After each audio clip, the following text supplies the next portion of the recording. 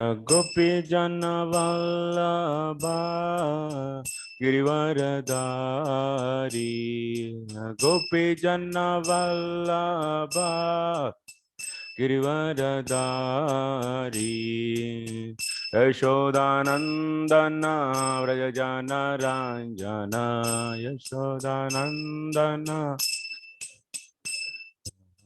यमुना तेरा वनचारी यमुना तेरा वन हरे कृष्णा कृष्णा कृष्णा हरे हरे हरे राम राम राम हरे हरे हरे कृष्णा कृष्णा कृष्णा हरे हरे हरे राम राम राम हरे हरे हरे कृष्णा कृष्णा कृष्णा हरे हरे हरे राम राम राम हरे हरे कृष्णा कृष्णा कृष्णा हरे हरे हरे राम राम राम हरे हरे हरे कृष्ण कृष्णा कृष्णा हरे हरे हरे राम राम राम हरे हरे हरे कृष्णा कृष्णा कृष्णा हरे हरे हरे राम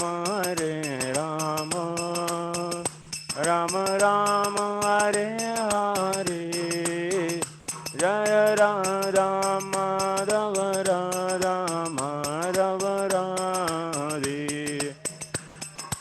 माधव राधा माधव राधे जय कृष्ण बलराम जय कृष्ण बलराम कृष्ण बलराम जय कृष्ण बलराम कृष्ण बलराम जय कृष्ण बलराम जय गौरनिताय जय गौरनिताय गौरनिताय जय गौरनिताय गौरनिताय गौरनिताय गौरनिताय जय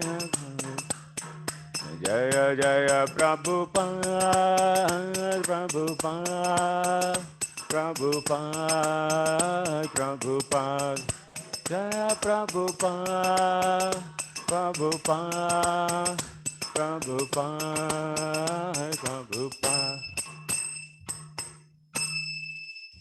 ओम विष्णुपाद परम परिव्राजकाचार्य अष्टोत्तर शतस्य श्रीमद् अभयचरण अरविंद भक्तिवेदांत स्वामी श्रील प्रभुपाद की समस्त गौर भक्तवृंद की हिताय गौर प्रेमानंदे।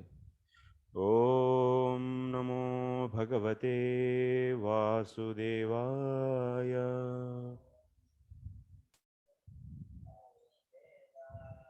ओम नमो भगवते वासुदेवाय।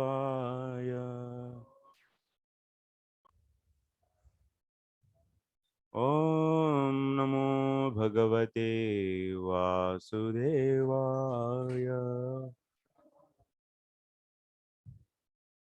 नारायणं नमस्कृत्य नरं चैव नरोत्तमं देवीं सरस्वतीं व्यासं ततो जयामुदीरयेत्। नष्टप्रायेष्वभद्रेषु नित्यं भागवत सेवया भगवत्युत्तमश्लोके Bhaktir naistiki. Hare Krishna. So I welcome all of you for today's Bhakti vaibhava class. So quickly, so we'll try to see the recap of yesterday's class. Yesterday, what we discussed?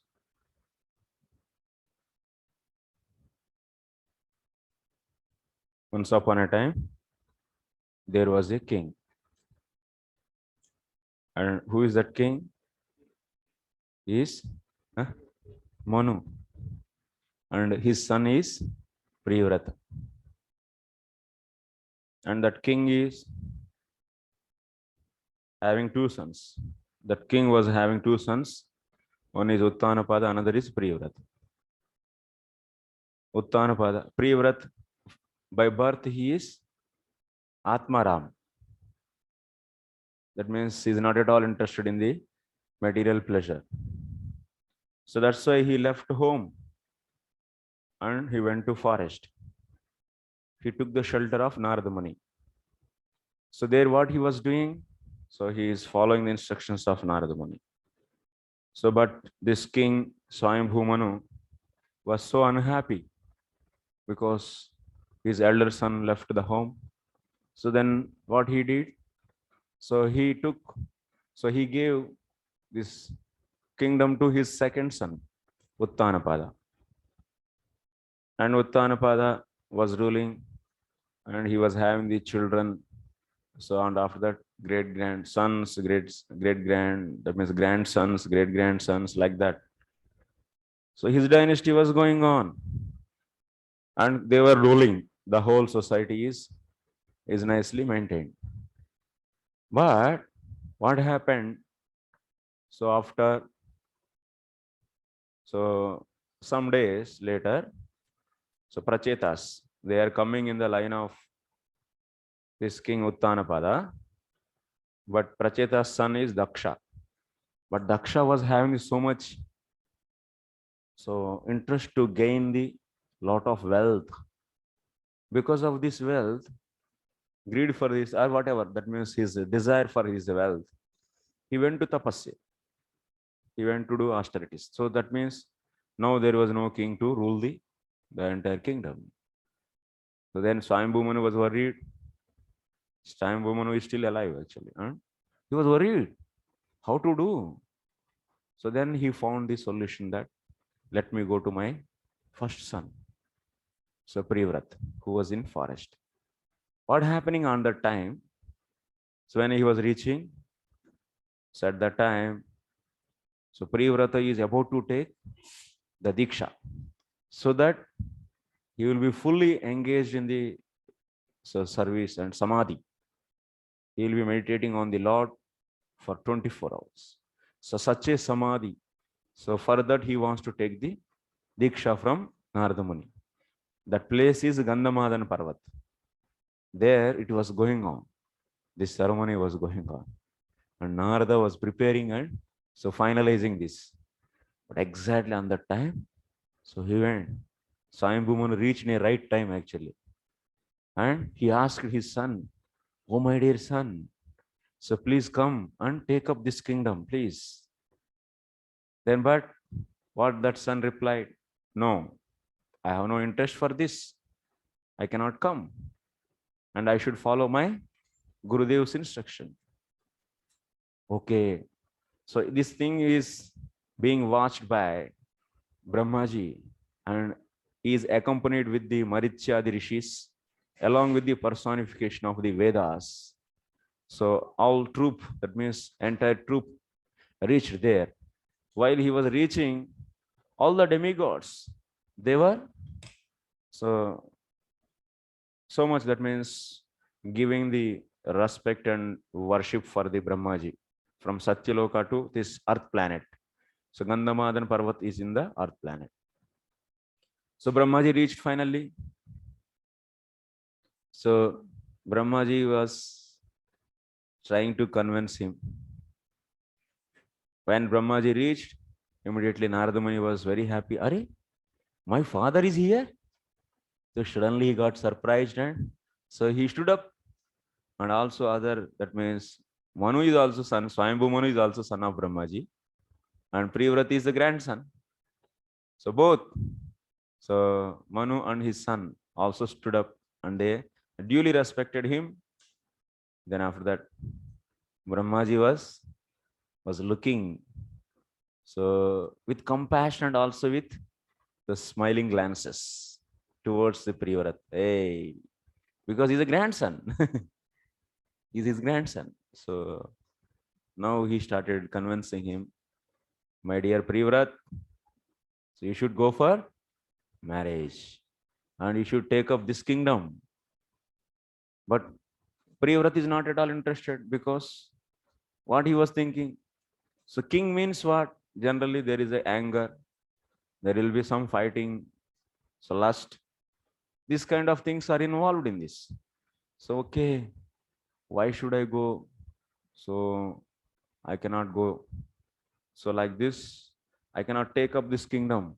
So he was very much so thinking like this, and he was in the mood of rejecting this. But this elders, elders are, if elders are saying, what is the rule actually? Devotional principle. If great devotees are instructing something, even of course it is not so much useful for the devotion, but if we are instructed by such a great devotee, we should accept it and do it. Because sometimes obstacles can be given by the Lord also through great devotees. Obstacles are coming in devotion because of two ways. What are those two ways? One is out of offenses.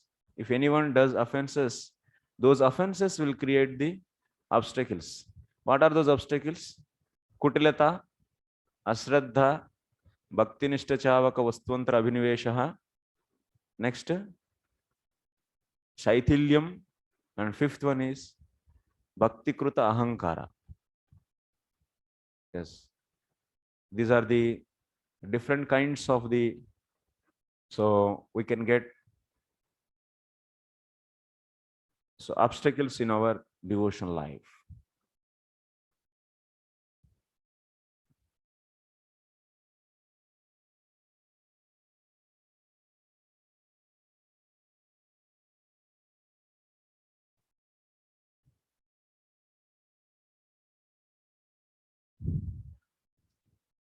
Okay.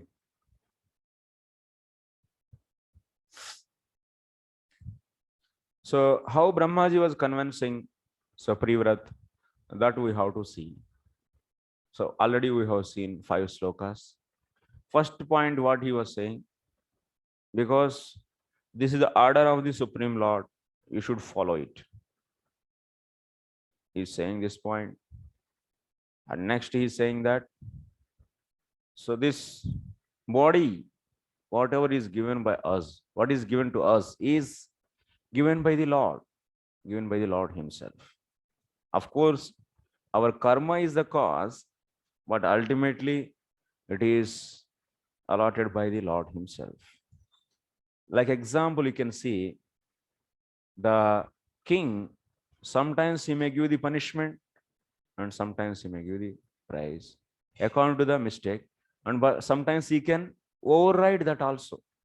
That kind of so control, that means that kind of freedom is there with the king. Similarly, Lord also sometimes he may destroy your karma, or sometimes he may so give, that means some kind of karma to you. Karma means, like in the case of the Swarabdha, that means in the case of Bharata Maharaj, did you see? Lord is giving the special type of karma to, special kind of prarabdha to Bharata Maharaj, so that's why he got attraction for the deer. So that's why he gives some kind of karma to the devotees, because he wants to increase the love for the love for him actually. That's why he may give the some kind of this kind of karma also to the devotees. That is the fully, so is controlled by the Lord. Then after that, we have seen body is given by the Lord. Next, what is the result, the karma?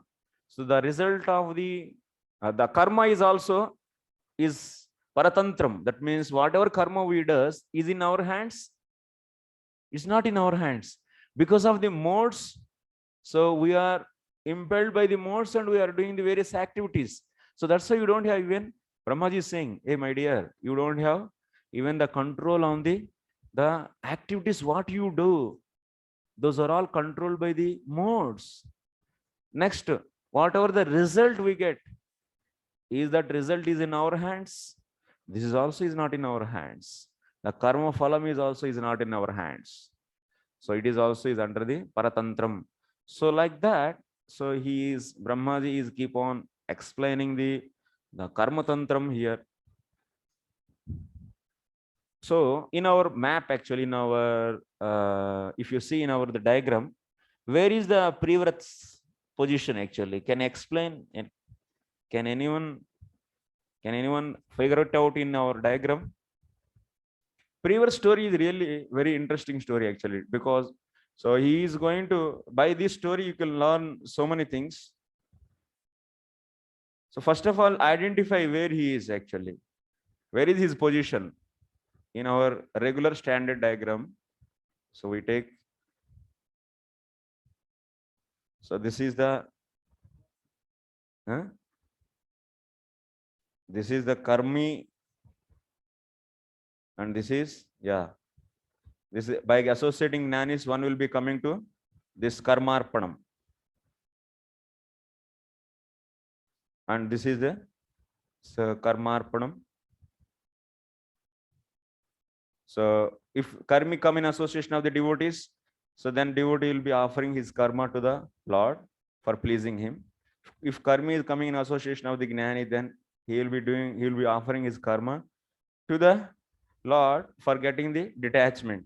Then after getting detachment, he will enter into the, so gnana marga. This is, and this is bhakti. So for entering into this bhakti, so one should regularly associate the devotees and follow the authentic guru, Shravana Guru.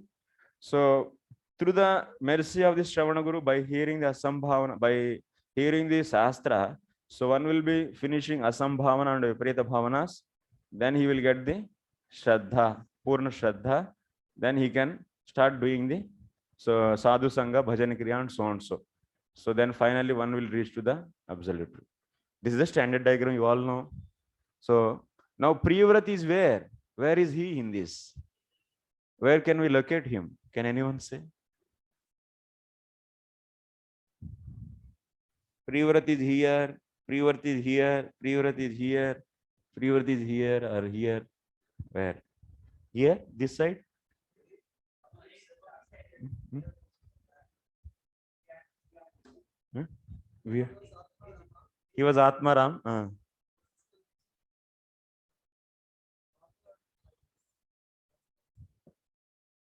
So that means now let me. So this is the Sadhu Sangha. And this is, so Bhajana Kriya.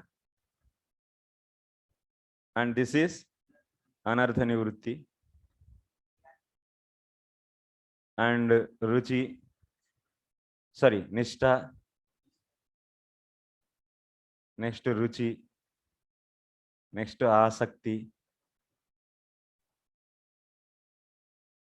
Bhav. This is Prem. Where is Privrat? What happened, you see?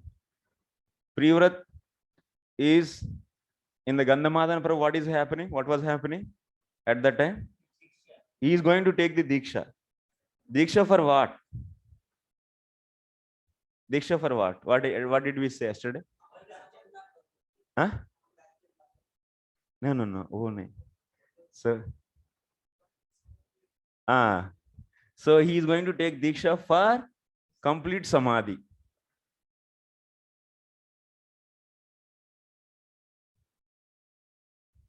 For this, he was going to take the is about to reach.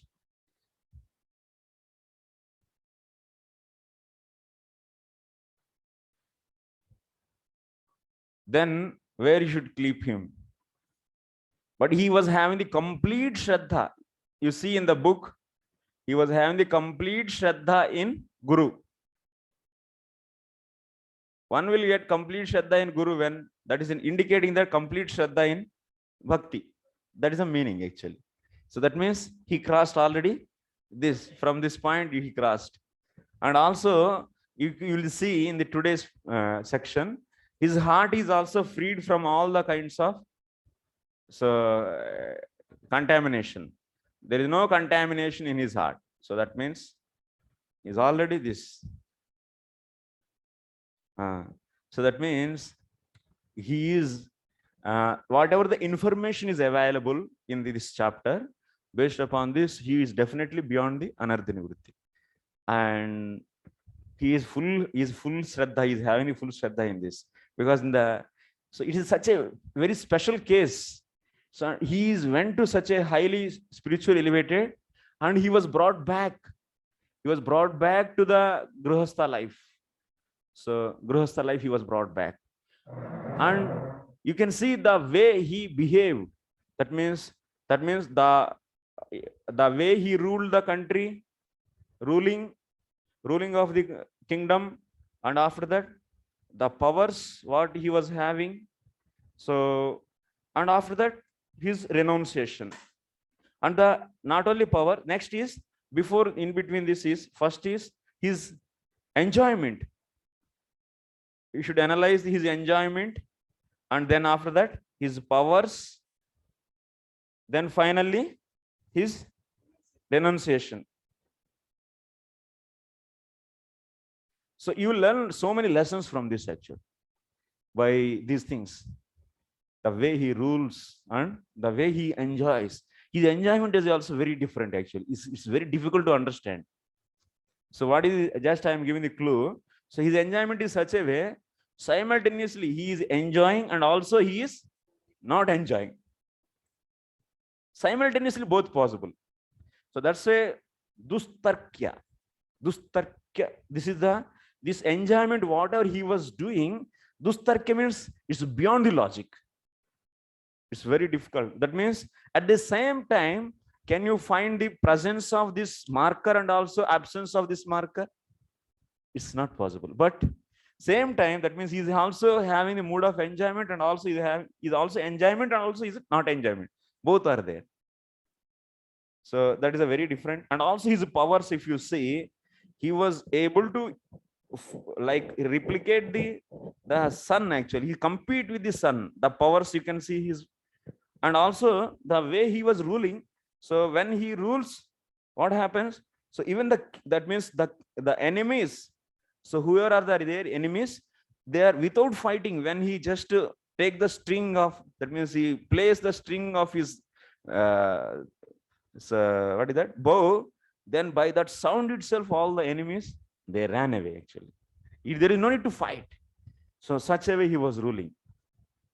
So how he is getting this much power actually, how he was getting this kind of things? Because of controlling the senses, and how one can, how that means, and also there it is said the glorification of bhakti is done there. So the way the senses he controlled, that is possible by what? By the dust of the lotus feet of the Lord.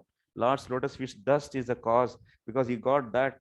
So are the devotees. So he got that. That's why he was able to control the senses. Now whoever is controlling senses, they can do these kind of things very easily. Then after he was ruling that means how many years? 11 crores of years. 11 crores of years he was ruling.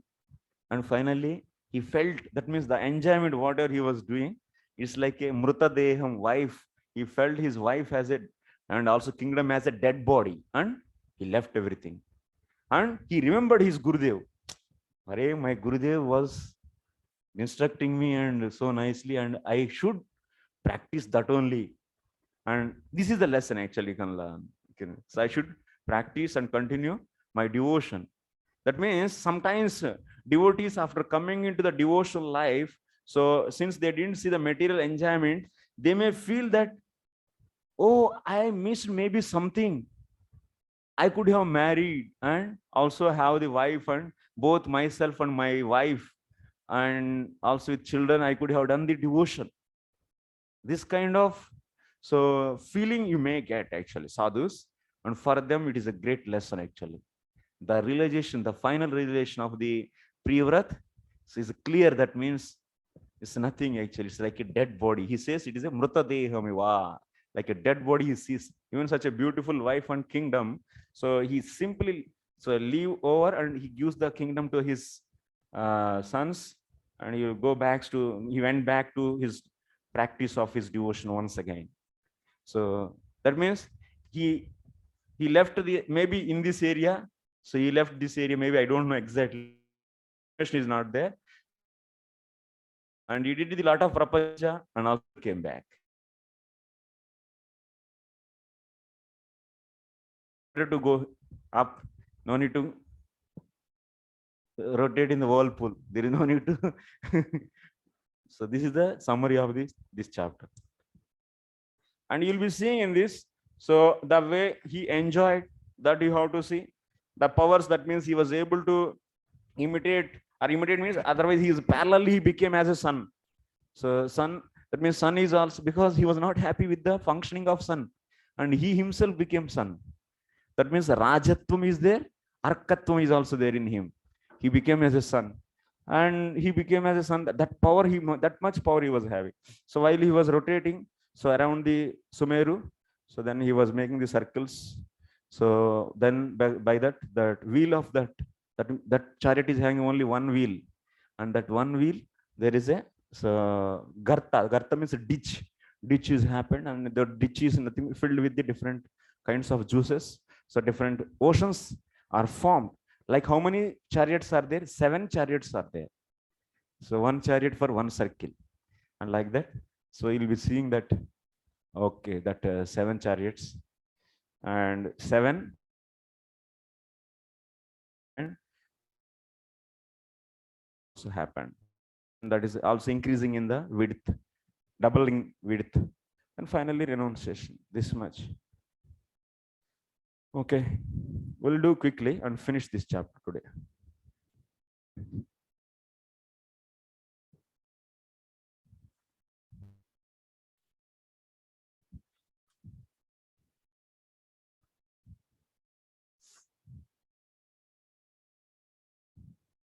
So 16 sloka onwards, we should proceed further.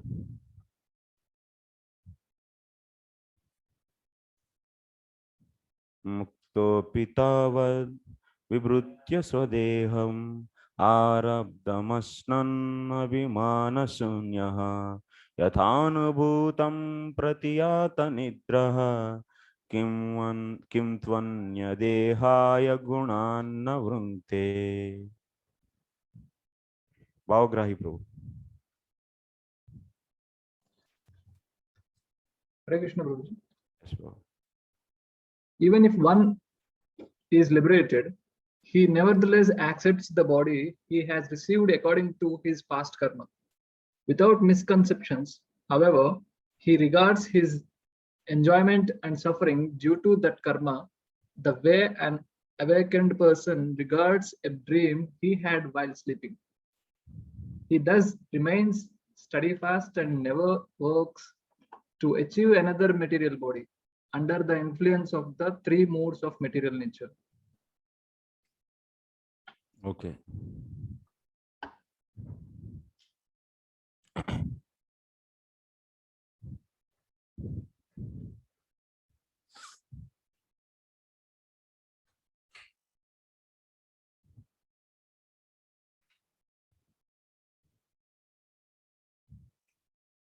Till now we have seen Brahmaji how he was convincing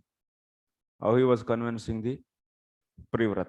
Convincing means he is not convincing. Privrat didn't speak anything against to him.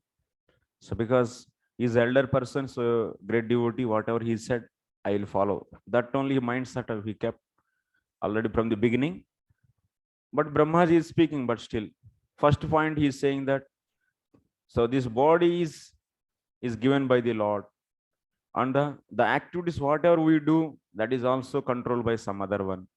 Then the enjoyment of that results of that karma is not in our control. So that is, and finally in the 16th sloka is further saying, so nanu etat sar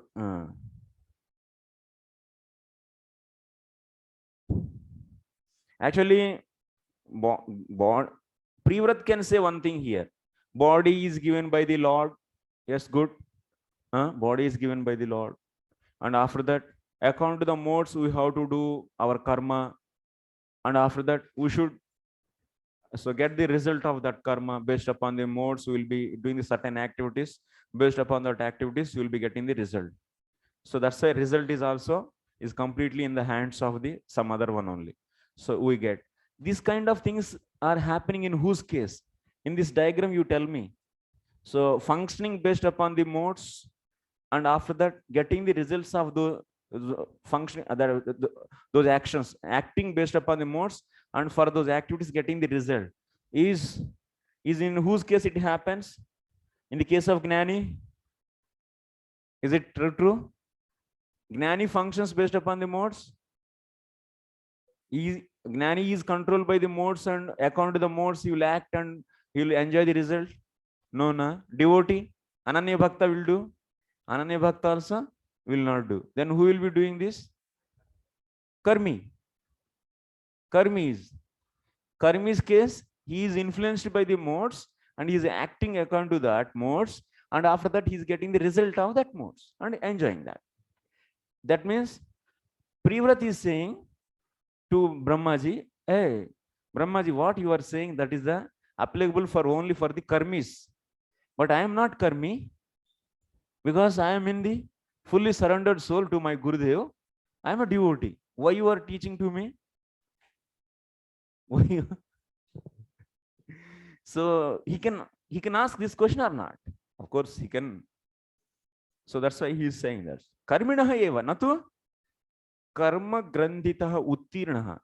So who already cut down that karma grandhi, and for him, whatever the teachings given by the Brahmaji will work. So for him, are they applicable? No. Then Brahmaji is saying one interesting point. What he is saying? Acha, karma grandhi is cut down. Once karma grandhi is cut down, how he functions? You tell me. How one behaves if karma grandhi is cut down? If anyone's karma grandhi is cut down, then how he behaves? He's a liberated person. Yes. Obviously, he's a liberated person and he will never act based upon the modes.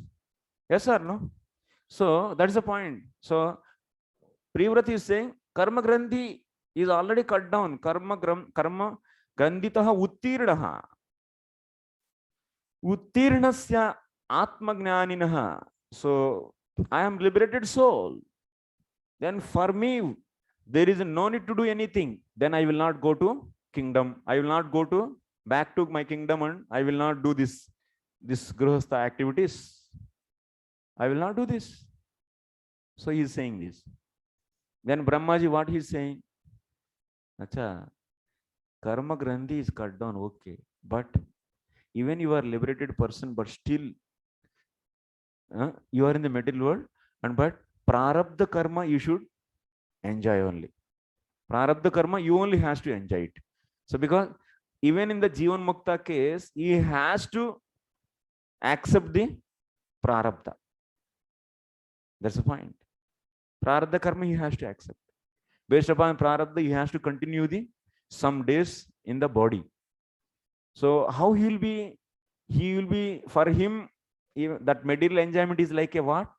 After getting up from the dream, so if you think that about the dream, so will you be affected by that? No, no. The same way, the liberated soul will be so seeing that means prarabdha karma, the results of the prarabdha karma as like that only. Even if you get pain or pleasure, he is not affected by that. Like a person who woke up from the dream, so you will just remember that dream, and so but that is not having any effect on him. So like that. So that is the point you said here. So that's why Brahmaji is saying, yavat prarabdam tavat, so karmani kurvita eva. So yatha swapne anubhutam pratiyata indriya, gati indriya.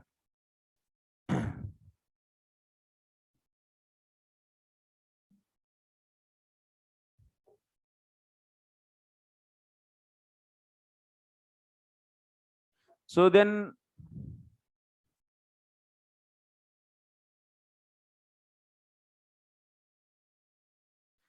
one may say, that means now he is liberated person, Jivan Mukta. Now, based upon Prarabdha, he is undergoing of some kind of enjoyment. So will he get back once again the karma phala? Tell me. He is a liberated soul. Because of Prarabdha, he is doing the some karma. And because of that karma, will he get the entanglement again or not? Huh? क्या यार कुछ बोल ही नहीं रहे, एक नया language लग रहा है क्या? Nobody is saying anything actually.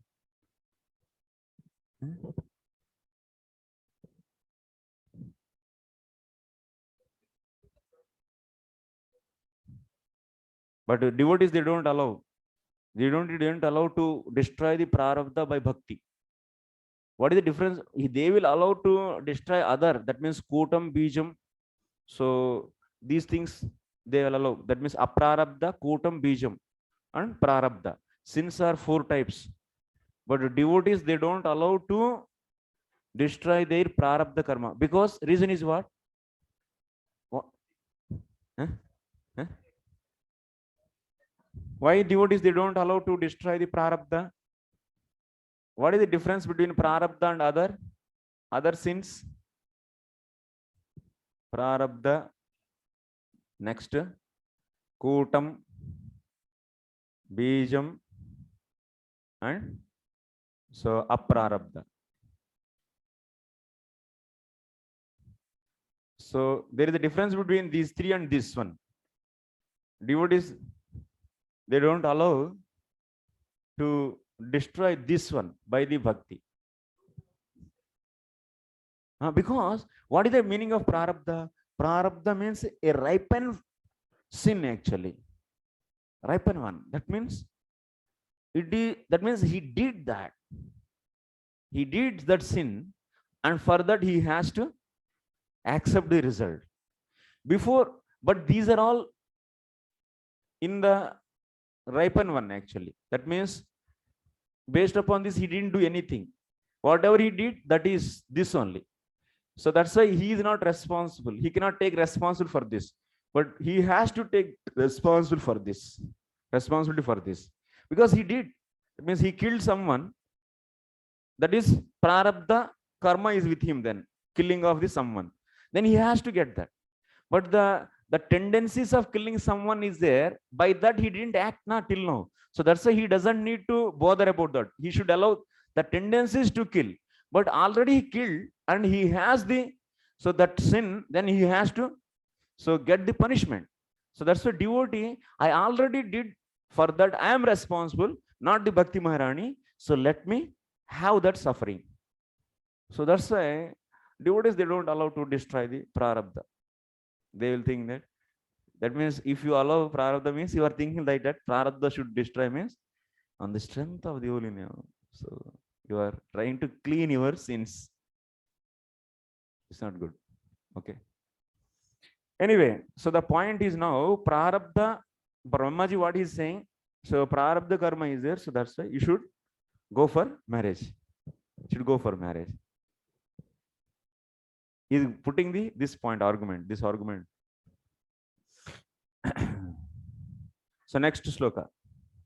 So in the purport, the difference between liberated and conditioned soul is that conditioned soul is under the concept of body life, whereas liberated person knows that he is not a body but a spirit, different from the body. Privrata might have thought that although the conditioned soul is forced to act according to the laws of nature, why should he, who was far advanced in spiritual understanding, accepting the same kind of bondage and impediments to spiritual advancement?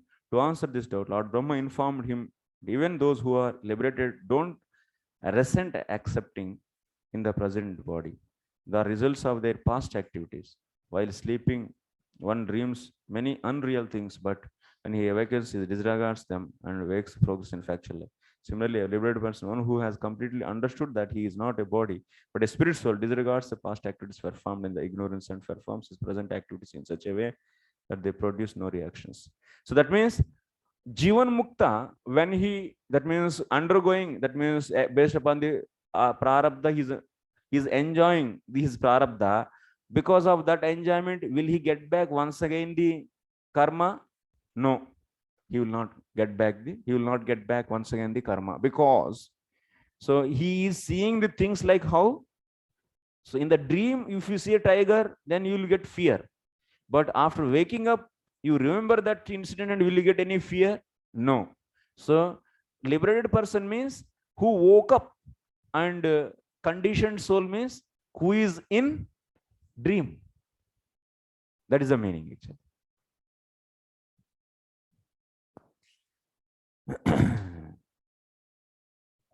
So that is the difference between a conditioned soul and liberated soul.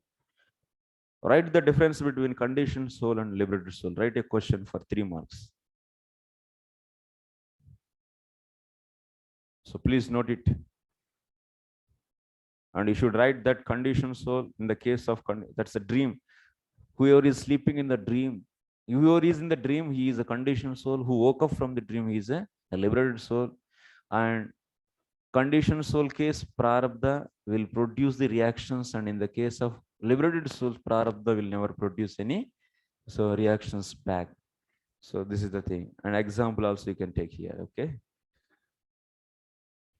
So there's a point based upon the purport we can make. Next, Bhayam, we should now will increase the speed.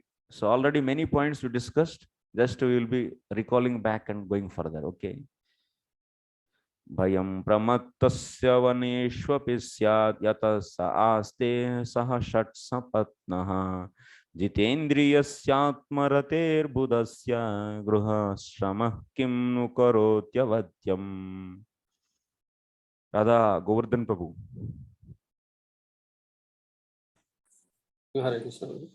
Yeah. Even if he goes from forest to forest, one who is not self-controlled must always fear material bondage because he is living with 6 co-wives, the mind and knowledge-acquiring senses. Even householder life, however, cannot harm a self-satisfied, learned man who has conquered his senses. Okay, bro.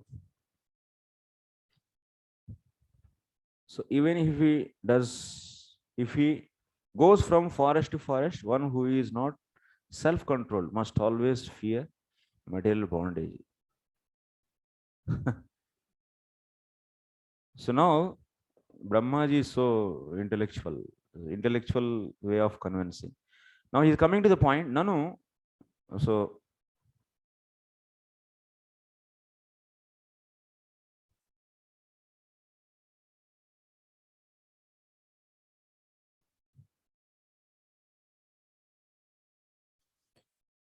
that means what Brahmaji said, prarabdha is there, and even you are liberated. If you feel yourself as a liberated soul, but still you should accept that prarabdha karma and do the activities. He said this. Then for now, acha, if I accept and if I go to Grihastha ashram, then I may get some attachment there.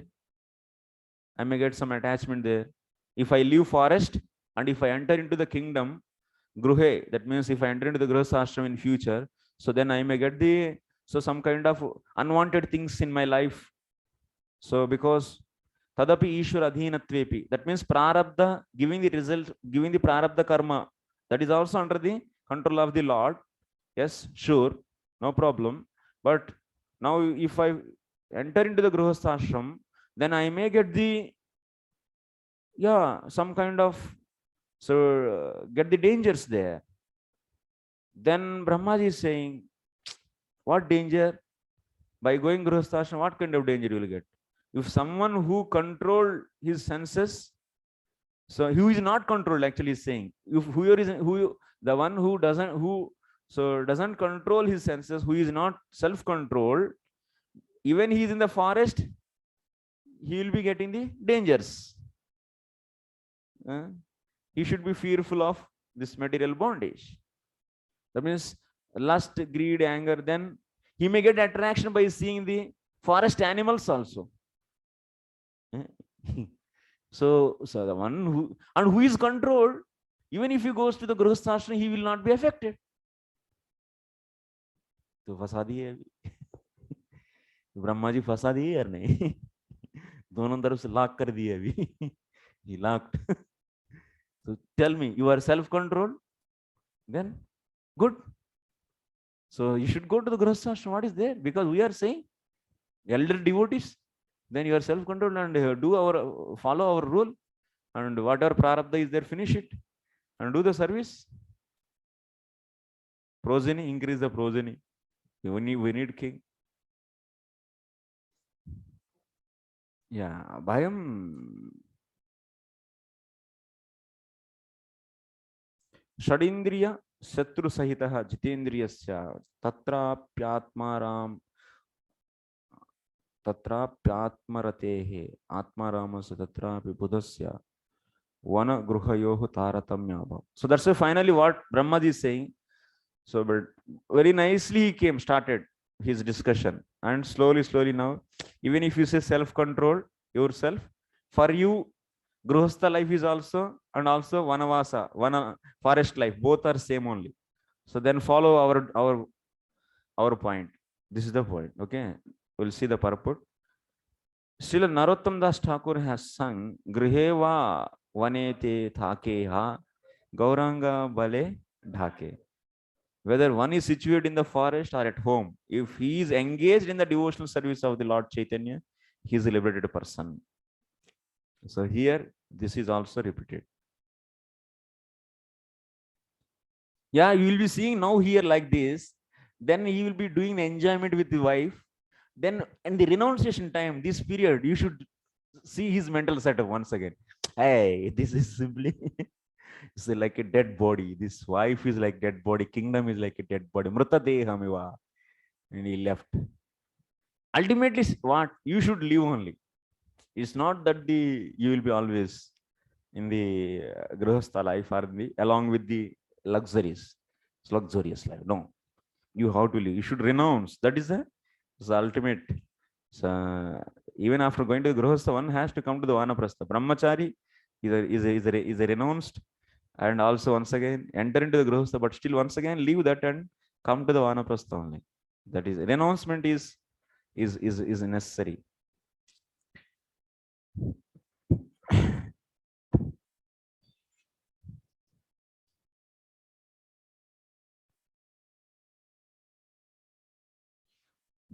Here this is also repeated for one who has not. So then one may get the practically. So we should understand. So can you apply the case of Privrata to you?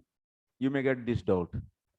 Can I apply case of Privrata on own self? So I have full choice of both. Is it like that? Privrata is where he is in the diagram. Is after another nivritti. Where we are here.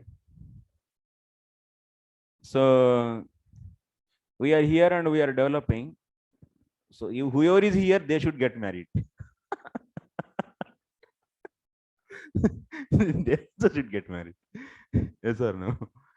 But whoever have taken shelter actually we brahmacharis, I am saying, the brahmacharis who are taking shelter of the fully guru and fully dependent on guru and not at all interested in the karma, then they are here actually.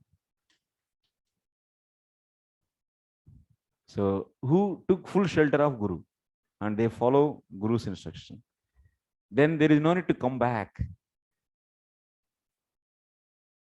And but he already, what is his case?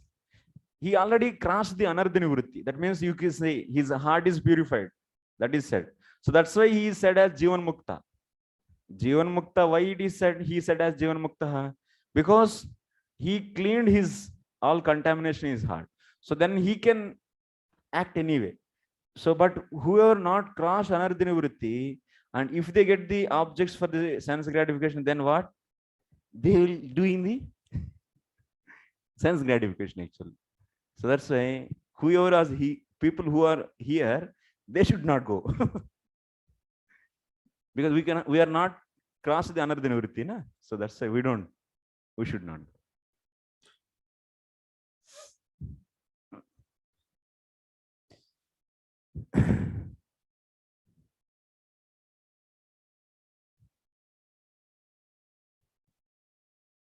But someone is ordering as a senior Vaishnava, so they can go for that. If senior Vaishnava is ordering, because that is the etiquette of the devotion, devotional etiquette. Senior exalted Vaishnava, not your friend. Your friend devotee is ordering you, then I am going. It's not that. Exalted Vaishnava is ordering, then you can go. Okay, so in this, that means 17 sloka, we are seeing that one living in the forest or otherwise in the house, whoever is self-controlled, that means already Jivan Mukta, for him it is same. That's the point he said. This point also you can add actually in the previous question answer. So for the Jivan Mukta, so both forest life or otherwise, so Grihastha life, both are same for him. What Prabhupada is writing here, formerly many mercantile men from the upcountry of India used to go to Bengal, and thus there is a similar saying, if you go to Bengal, your fortune will go with you. Our first concern therefore should be control the senses. Actually, I didn't understand. For one who has not controlled his senses, going to the forest to be so-called yogi is meaningless. Who has not controlled, because his uncontrolled mind and senses are going with him. He cannot achieve anything, even by giving up household life and staying in the forest. Formerly, many mercantile men from the upcountry of India used to go to Bengal, and thus there is a similar saying: if you go to Bengal, your fortune will go with you. What is this? Tell me, Mike. I didn't get actually. Like somebody is going just for business, I was thinking like that, I will be going there and I will be happy because I will earn money. But yes, like where you will go, your fortune will be go with you, means what you are destined to get, whether what the quantity of happiness that is fixed. Where you go, Bengal, wherever you go, that will be you getting. So there's no effect. There's not so much difference. Why Bengal actually? Bengal means just like that time Prabhupada wrote in that contest like that people used to Just is the name of place. Yes, just like people go to Bombay nowadays, it's like for earning money, other things. So that time Bengal was famous for earning money, business. Yeah. Our first concern therefore should be control the senses, and since the senses cannot be controlled unless engaged in the devotional service of the Lord, our most important duty is to engage the senses in devotional service. So herein Lord Brahma indicates that instead of going to the forest with uncontrolled senses, it is better and more secure to engage the senses in the service of the Lord. Even household life can do no harm to a self-controlled person acting in this way. It cannot force him into material body. Srila Rupa Goswami has further enunciated this position. Iha yasya hare dasi. Regardless of one's circumstance, if one fully engages his activities and mind and words in the devotional service of the Lord, he should be understood to be liberated person. Srila Bhaktivinoda Thakur was a responsible officer and a householder, and his services to the cause of expanding the mission Lord Chaitanya Mahaprabhu is unique. So it's one of the good example for the household life who is not affected by that, and also doing the Ananya Bhakti. Next, Yashat sapatnan vijagishamano gruheshu nirvishyayate tapurvam Atyeti durga shrita urjitarin kshineshu kamam vichared vipaschit. Who is there? Next, Vipin Purandar Prabhu.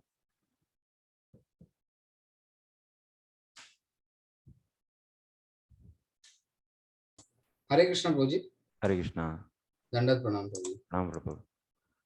One who is situated in household life and who systematically conquers his mind and five sense organs is like a king in his fortress who conquers his powerful enemies. After one has been trained in household life and his lusty desires have decreased, he can move anywhere without danger. It is for me.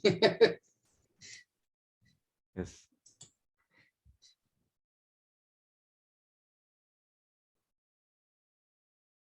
So, Brahmaji gives another option. Three options. Actually, three possibilities. Ajitendriyaha, Jitendriyaha, Indri Jitendrichuhu. In whole world, so you can categorize people into three categories. Ajitendriya means one who didn't control his senses. Pabu pen.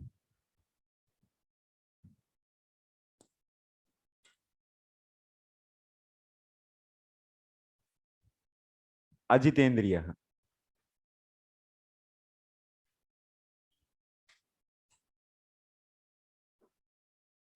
One who didn't control.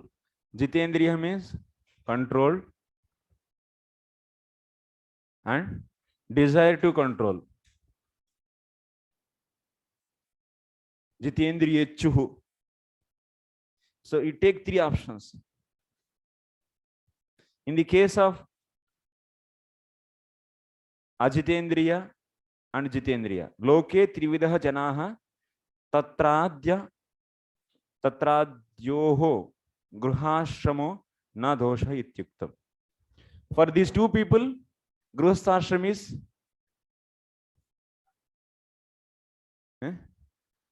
Grihastha life is not fault. Why? He is Ajitendriya. So he should get married.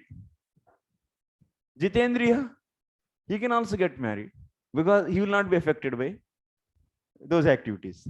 For these two people, Grihastha life is not fault.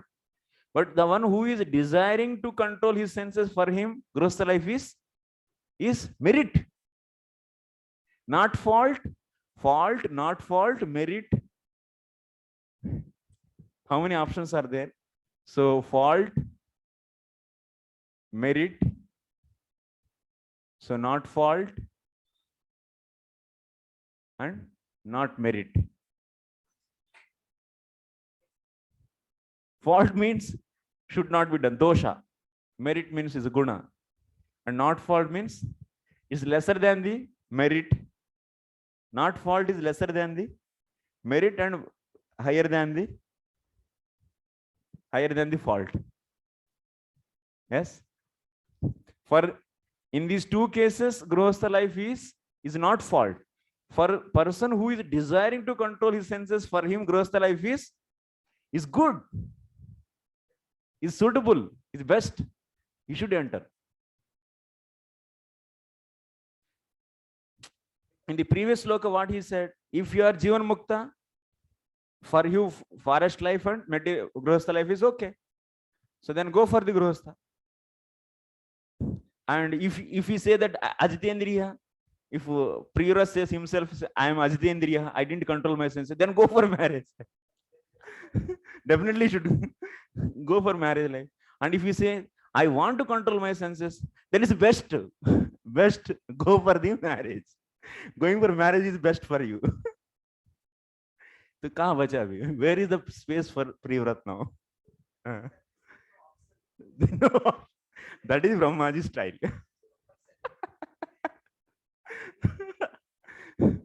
That's his guru, na? He's the acharya.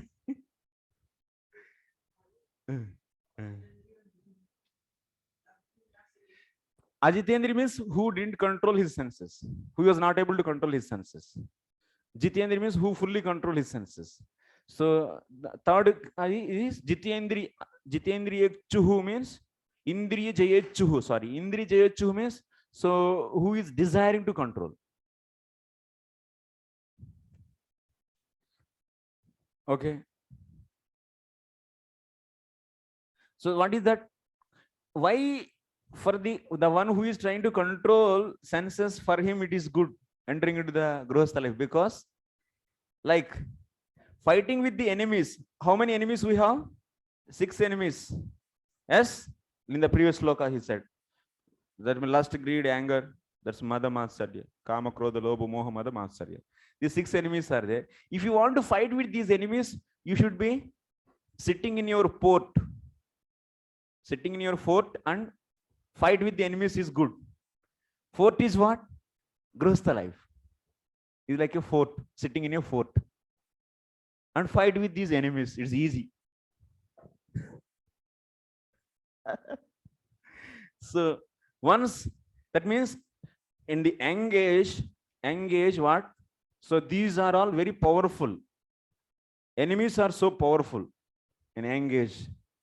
So at that time, enemies are so powerful, then you should sit in the fort and so fight with them. Then you'll be saved. And once these enemies became conquered, or at least they are at some extent, good extent, if they are, so their strength is reduced and they are weak now, and you are able to get some control on them, then you can leave the fort and you can go anywhere. That means you can leave grihastha life and go to forest. So this is the point he's saying.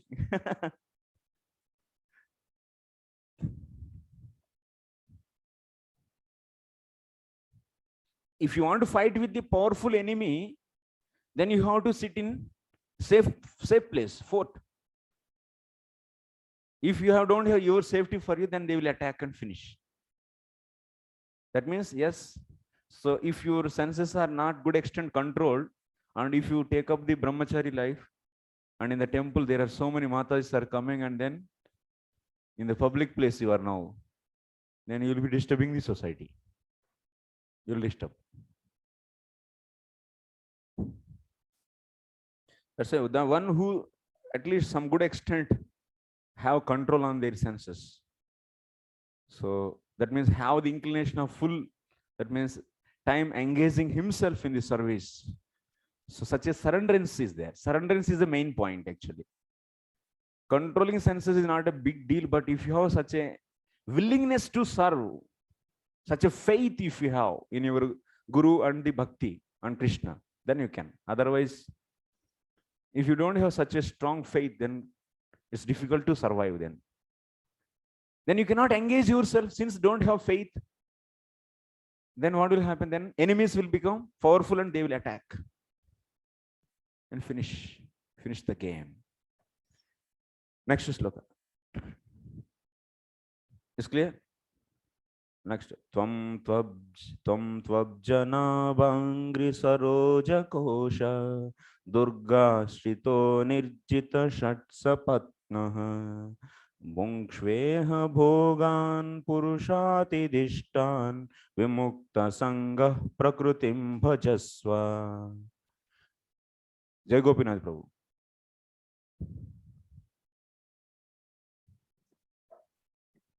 Hare Krishna Prabhu.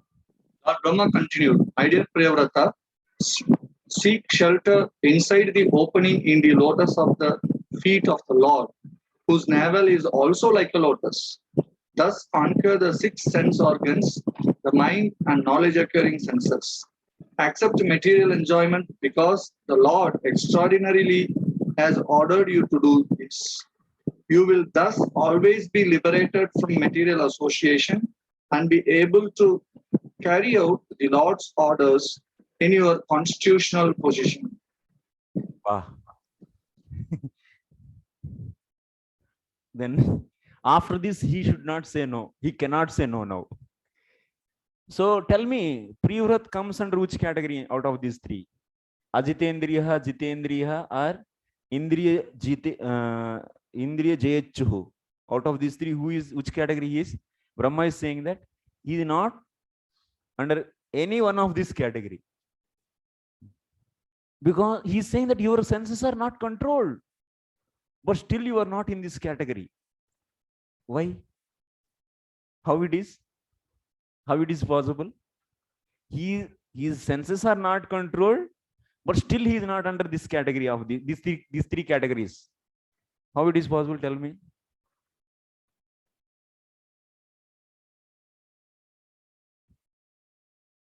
Whole world comes under these three categories. Now we are saying the Priyavrat is a special case, is different from these three categories. How it is possible? Who will tell? No?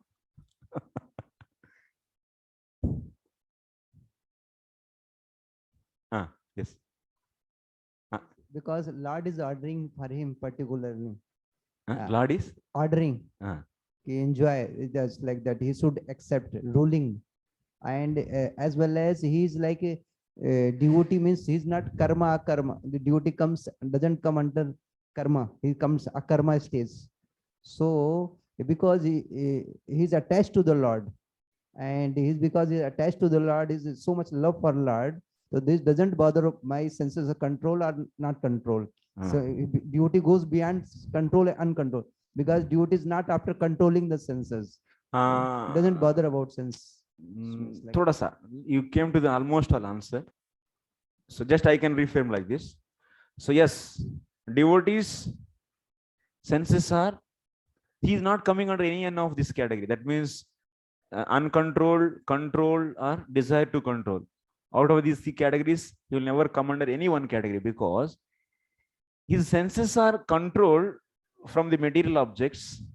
That means he is not at all running, his senses are not running behind the material sense objects, but they are running behind Lord's beauty, Lord's form, Lord's qualities. So that's why they are uncontrolled. In that way, they are uncontrolled. And in this way, they are controlled. They are controlled and also they are uncontrolled. They are controlled from material objects. They are not controlled from the beauty of the Lord. That's why it is special category. So that's why, my dear Priyavrat, seek shelter inside the opening of the lotus feet of the Lord, whose navel is also like a lotus. Thus conquer the six sense organs. Accept material enjoyment, because the Lord extraordinarily has ordered you to do this. See, Lord ordered actually. So finally, Brahmaji is giving the philosophy only, the devotional philosophy. What he is saying, since Lord is saying this, you should follow. You are not coming under the whole discussion, whatever karma discussion, he kept aside finally, and he said that. So you take up this grihastha ashram because Lord wants this.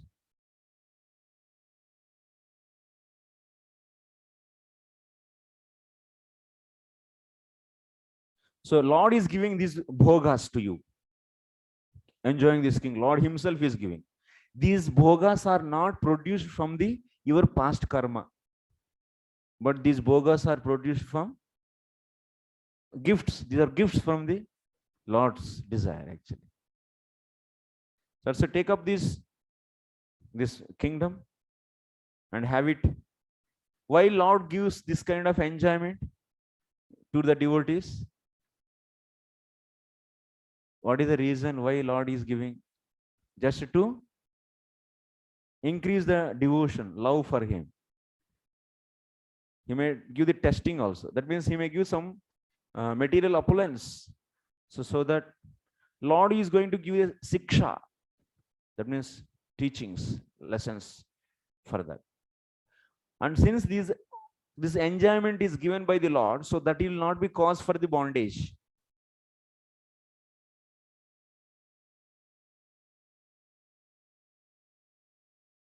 So that's why, my dear boy, you take up this kingdom and rule for some time, then give to your children, and once again you go back to the forest. Don't worry. So that's why don't think so much. Lord directly is saying, main ultimate conclusion is that from the beginning and ending, ultimately it's the conclusion of that is the order of the Lord. So that's why he is followed. But you should explain in the question when you write the answer, the flow, not the one line. Lord is desiring Privrat to accept this. So that's why Brahmaji is ordering. Not one line, okay? Explain everything.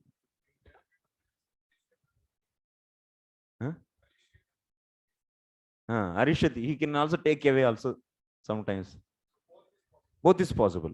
Sometimes Lord takes away and Lord gives more and more sufferings as a mercy. That depends upon the candidate actually. Sometimes doctor gives the sweet medicine, sometimes he gives bitter medicine. It's not that for everyone he gives bitter medicine. But medicine only both. That is who is controlling that? Lord himself is decision maker. Which medicine he should give? You may get sweet medicine. Huh? If you think for sweet medicine, you'll definitely give bitter medicine. So, okay, next slogan.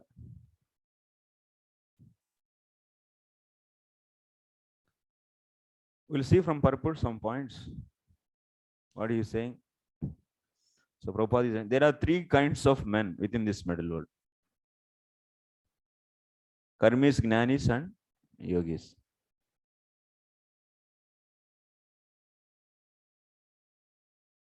Prabhupada is writing in a different style. So you take three men, Karmi, Jnani and Yogis.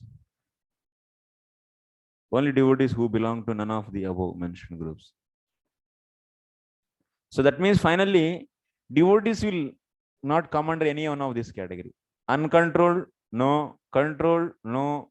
And desire to control, no. Because devotee senses are controlled and also uncontrolled. Achintya Veda Veda.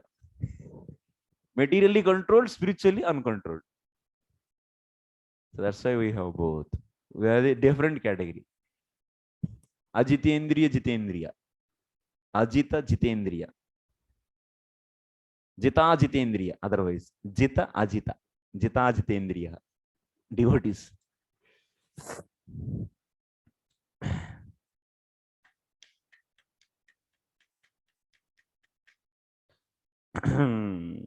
It is therefore in the Srimad Bhagavatam, samsarita ye padapallavam.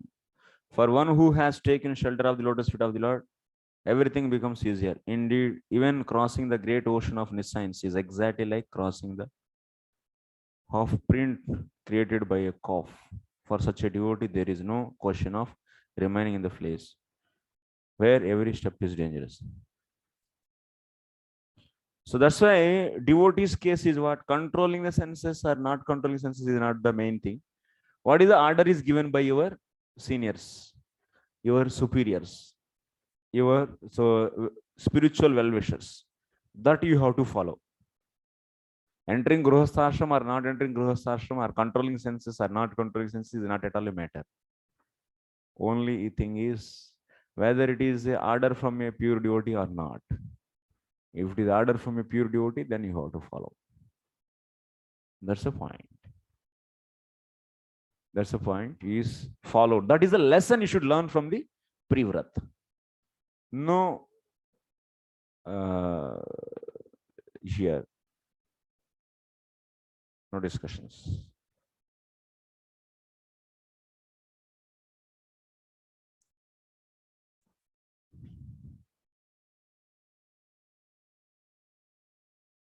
The devotees in Krishna conscious movement are preaching all over the world in accordance with the order of Sri Chaitanya Mahaprabhu.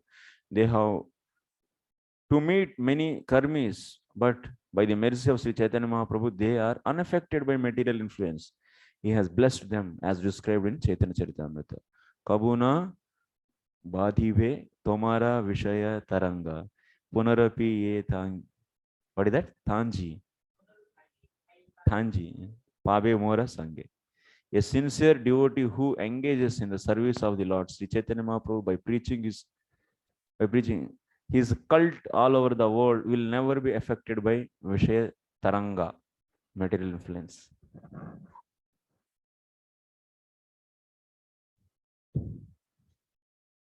Next, Sri Sukavacha. Iti samabhihito mahabhagavato bhagavatas-tribhuvana guroranuशासनम् atmano lagutaya vanata shirodharo bādamiti subhahumanam uaha. Is there? Akinjan Krishna Prabhu. Hare Krishna Prabhu. Audible Prabhu? Yes. Yes. Sri Sukadeva Goswami continued. After thus being fully instructed by Lord Brahma, who is the spiritual master of the three worlds, Priyavrata, his own position being inferior, offered obeisances, accepted the order, and carried out with great respect. So Brahmaji is a great devotee, and he ordered, he instructed. Then what reply from Privrat? Badam. Badam means, what is the meaning of Badam? Yes, sir. Yes, sir. Badam, yes, sir. I will follow you. So Sirodharam. So he accepted that. So because Atmanah Swasya Lagutaya, because I am a inferior person, because I am your grandson, and you are my grandfather. So whatever you said, that is Sirodharyam. And what about Narada Muni? Narada Muni is also, Gurudev is there, and here grandfather is there. Now what should we do then? Whom we should follow? Tell me. Grandfather we should follow, or Gurudev we should follow?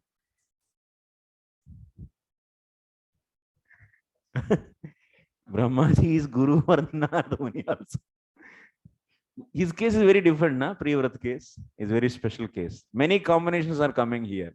Many things are coming into the picture. Yeah, even Brahmaji is also is Guru for Narada Muni. And Guru's Guru is a great grand Guru he is. Dada Guru. That is also one point. Another is, so he is saying it is the order of the Lord. And Brahmaji never speak lie, because he came with all the other evidences also. So he didn't came alone. This is one more point. Next, what is important point Brahmaji said?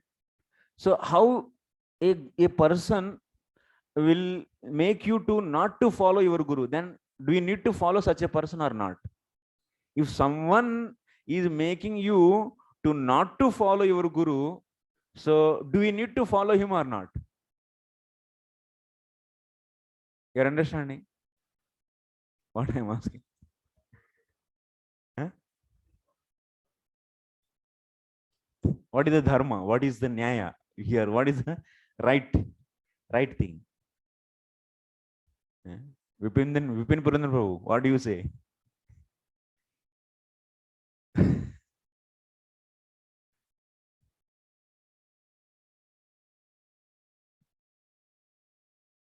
अरे वो तो नहीं निकाल रहे, चलो छोड़ दो. भावग्राही प्रभु एक के, tell me. Prabhu, we have three things, Prabhu. Sadhu, Guru, Shastra. If Sadhu Shastra is saying you leave the Guru, then we can. Proper Sadhu and proper Shastra. Guru, Sadhu, Shastra is there. Okay. Further, what you are saying? If Sadhu and Shastra both are properly saying that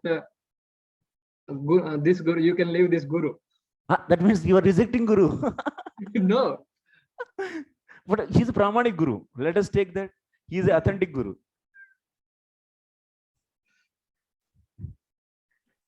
Okay, Jai Gopinath Prabhu, you try.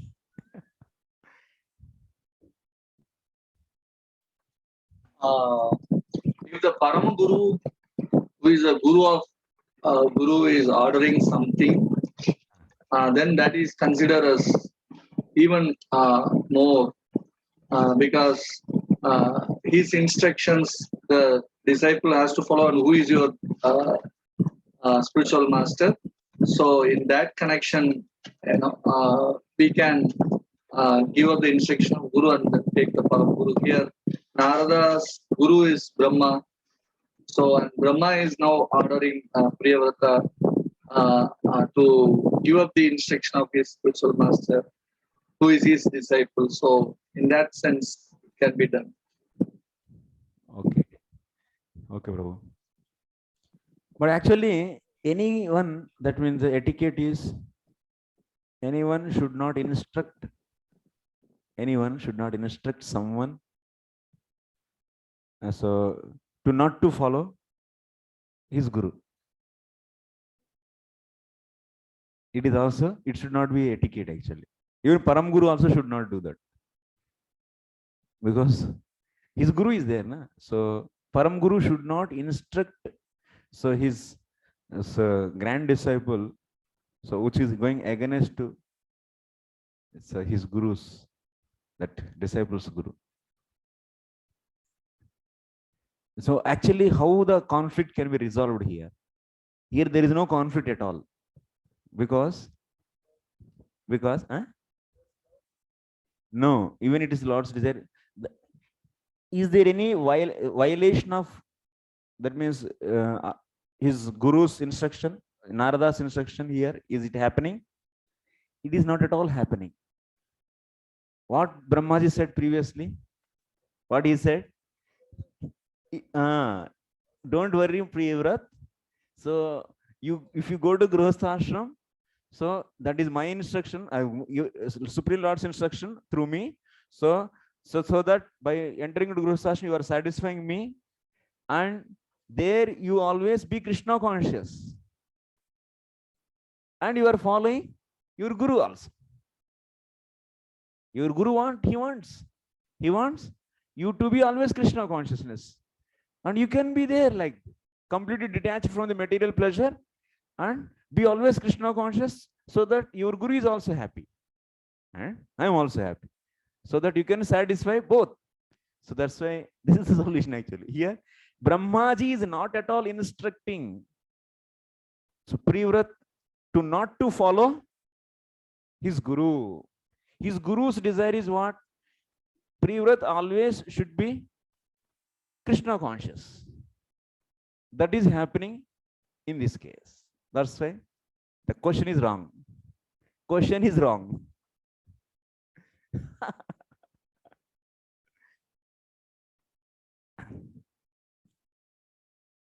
Okay, next. Bhagavanapi manuna yatavad upakalpitapachitihi priyavrata narada yora vishamama vipsamikshamanayoratma samavasthanam avang manasam kshayam avyahrutam pravartayan agamat. Translation. Sumati Vishaka Mataji.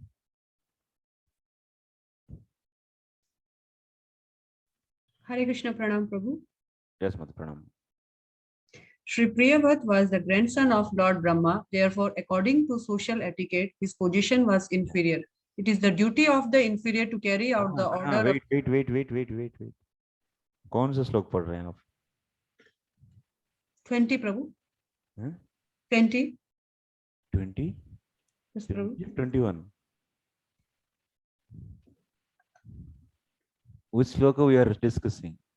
20 only. Huh? 28. No, 20. 20. Yes, Prabhu. What I read now? Huh? Which sloka I read now? Oh, I'm sorry, Prabhu. 10:21. Actually, I'm following from this laptop, so some confusion. Achha. Okay. Lord Brahma was then worshipped by Manu, who respectfully satisfied him as well as he could. Priyavat and Narad also looked upon Brahma with no tinges of resentment. Having engaged Priyavat in accepting his father's request, Lord Brahma returned to his abode, Satyaloka, which is indescribable by the endeavor of mundane mind and or words. Yes. In this sloka, what we are seeing? Finally, Tata Brahmaji went back to his abode, Satyalokam. That Satyalokam, how it is? Avyahrutam. Sorry. Avyava, Avyava, Avyavahrutam. What is the meaning of Avyavahrutam? Loudly. Externally superior. Which one? Brahmalok, Satyalok is externally superior. And also it is Avang Manasam, means it is beyond the mind and words. Is a description of mind and words. It is.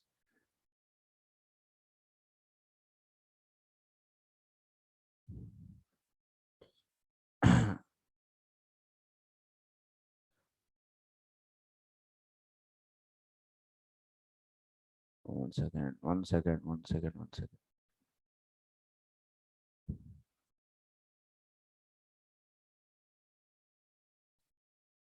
So tell me, now Brahmaji instructed him finally to enter into Grihasthashram. At that time, what is the feeling of Narada Muni? Huh? And what is the feeling of Privrat? How they were? What is the expression? Tell me. Are they, that means, this person, this old man came and took away my disciple. What is this? So did he feel like that? No. Narada Muni was not having, that means his eyebrows tilted like this. No. He was very peaceful actually. Avishamam yatha syat tatha. Tayoho abhisamikshmanayoho satoho. That means there was no avishamam. Avishamam means, so there is no any kind of changes in their faces actually. Avishamam without any aversion. There was no aversion. They peacefully accepted both because it's the order of the Lord. So that's why Narada Muni is also happy. Because compared to my instruction, my Lord's instruction is superior. So my Lord is instructing. So then why I have to stop? So let him go. So that's why he's not so greedy for his disciple.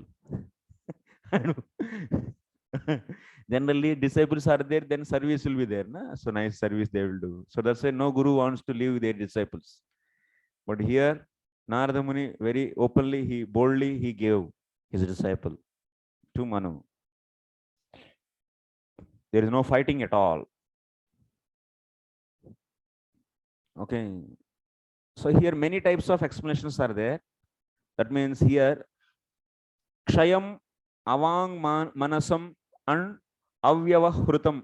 These words are taken in many ways and explanations are given. So of course, okay, those you can keep. You can see in the commentary. I'm not discussing now. I'm going to next sloka.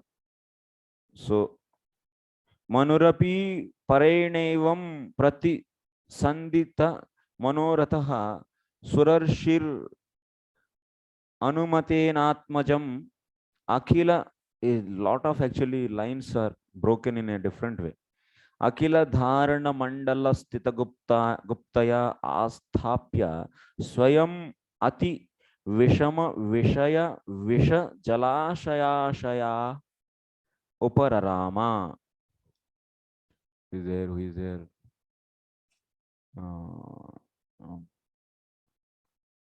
Ravindra Chaitanya Prabhu. Yes, Prabhuji. Hare Krishna. Hare Krishna. Yes, Prabhuji. 22nd sloka translation. Swayambhuva Manu, with the assistance of Lord Brahma, thus fulfilled his desires. With the permission of the great sage Narad, he delivered to his son the governmental responsibility for maintaining and protecting all the planets of the universe. He thus achieved relief from the most dangerous, poisonous ocean of material desires. Okay. So What?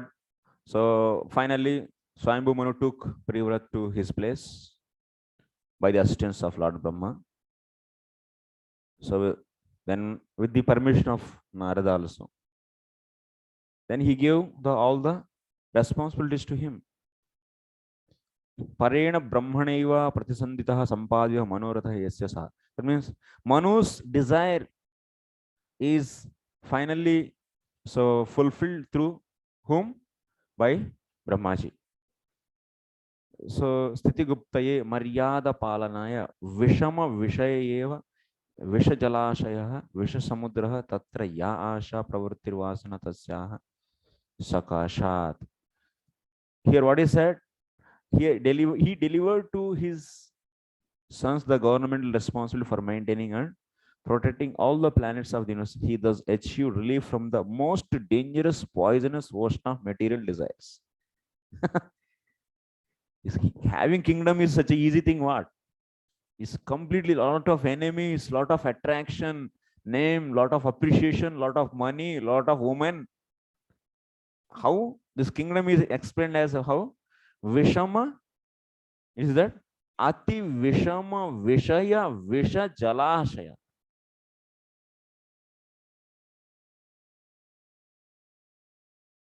Vishaya Visha. It's a poison of what? Sense objects. Jalashaya. It is a ocean of poison. What is that poison? That's the objects, sense objects. And such a ocean this is. And from that he got relief. Swayambhu Manu got relief. He kept, that means he appointed a nice person. Okay, yes. He's a devotee he appointed. That's good. Yes. Otherwise, any ordinary person, definitely he will be poisoned by that ocean and he will die. That means he will die means he will never have any spiritual existence. That's why. So kings means especially this responsible position should be given to the devotees. Purport Swayambhu Manu was practically hopeless because such a great personality. Because after Daksha he went back to the forest and nobody is there now.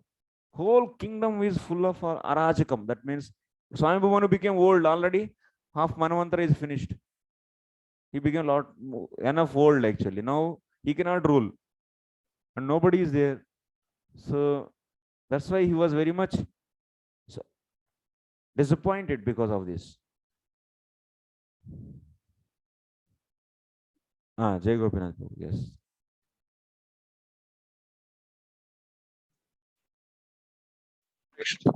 Yeah. I'm feeling a little bit of conflict over here because it is said that he has been relieved from the most dangerous poisonous ocean of material desires. Yeah. So Manu was already relieved from this because he has appointed Uttanapada in ruling. Yeah. So then again, why he came into the picture? Generally, once they renounce, they don't come back. So now why he took that responsibility of appointing again Priyavrata? Yeah. Because this is the duty of the Manu. Manu's duty is he has to take care of all the Manavas nicely ruled. Someone has to sacrifice. Someone has to become the representative of the Vishnu, Lord. That is nothing but king. Someone should become king and do this. Of course, Priyavrata also in the ending, he will be also saying the same thing. So this kingdom and wife is like a dead body and I don't want any. And he gave that responsibility to his sons and he left. So because there is nothing, no pleasure is there. There's a fact actually, it is established fact. But someone has to do that service. That is also service of the Lord only. Because Lord only sending, na? Brahmaji is saying that this is the order of the Lord only. So that's why someone has to do that service. Based upon the, yeah. So then appropriate person is Priyavrat because he has such a body and such a So physical and mental body he is having, according to Varna and Ashram. So he has to do that then. Who will do then? He has to do that. But he has to be Krishna conscious 24 hours. Ananya Bhakti is not stopped. By becoming king, one will not become, one should not leave the, one doesn't need to leave his Ananya Bhakti. He can do. Many kings also did. Even Dhruva Maharaj did. But it is not a right place, actually. Even Pandavas, ultimately this is there to live on, to live. Material pleasure means is meant for living that. So that's why now he became old and he is living that. He is giving to the Privrat.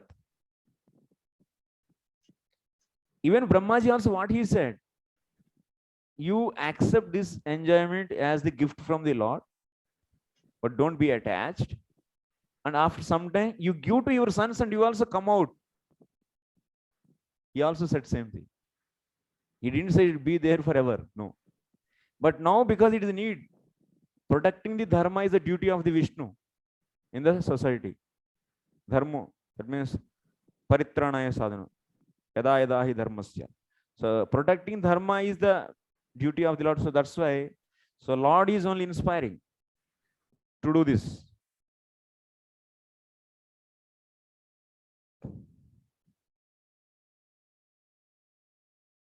Hopeless. Yeah, Swayambhu Manu was practically hopeless because such a great personality as Narada was instructing his son Priyavrata not to accept household life. Now he was very pleased that Lord Brahma had interfered by inducing his son to accept responsibility for ruling the government of the universe.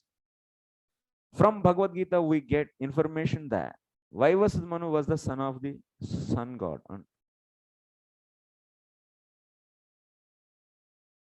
Vaivas Manu is the 7th Manu. Till 6th Manus we have seen yesterday's class.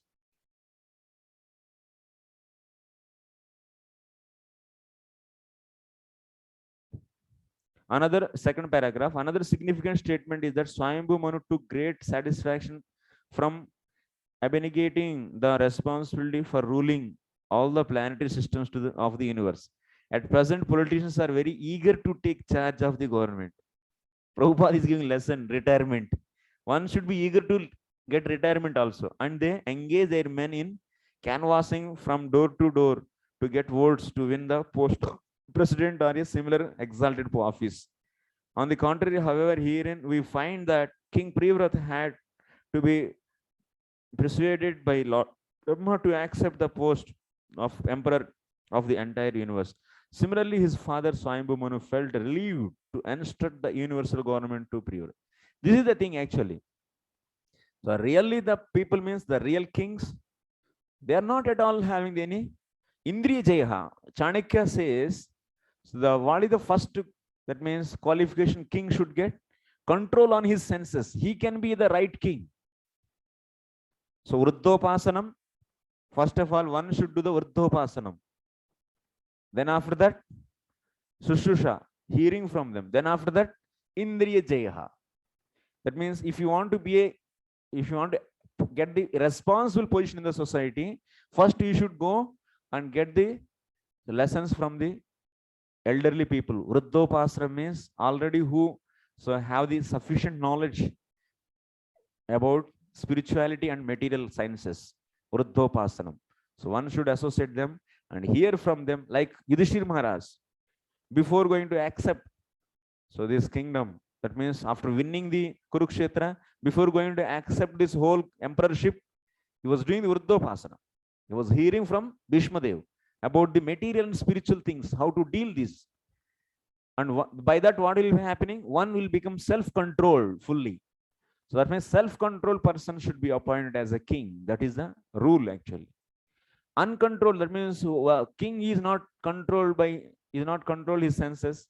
And king and guru, both should be controllers of their senses. Otherwise, they will do the maximum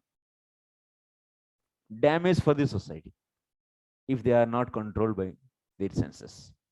They didn't control their senses, then finish.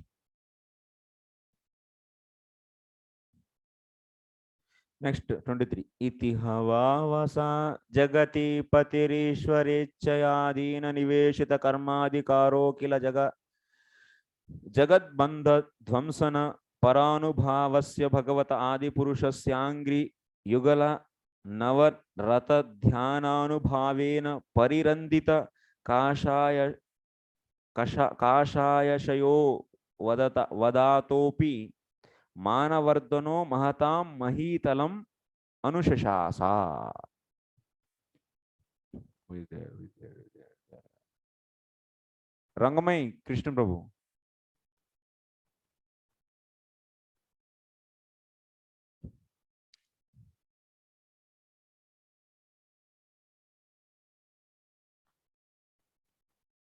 Nityamugan Prabhu. Following the order of the Supreme Personality of Godhead, Maharaj Priyavrata fully engaged in worldly affairs, yet he always thought of the lotus feet of the Lord, which are the cause of liberation from all material attachments. Although Priyavrata is freed from all material contamination, he ruled the material world just to honor the order of his Savior. Thank you, Prabhu.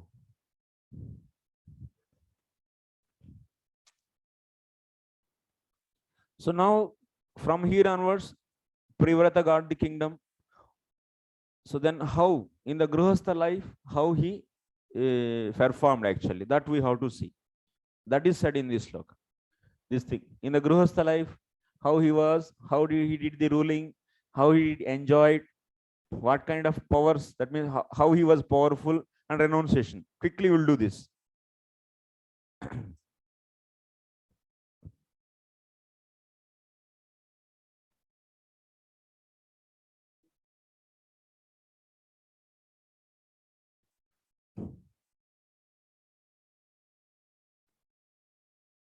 So how he is always following the order of Supreme Personality of Godhead, Maharaj Priyavrata fully engaged in worldly affairs.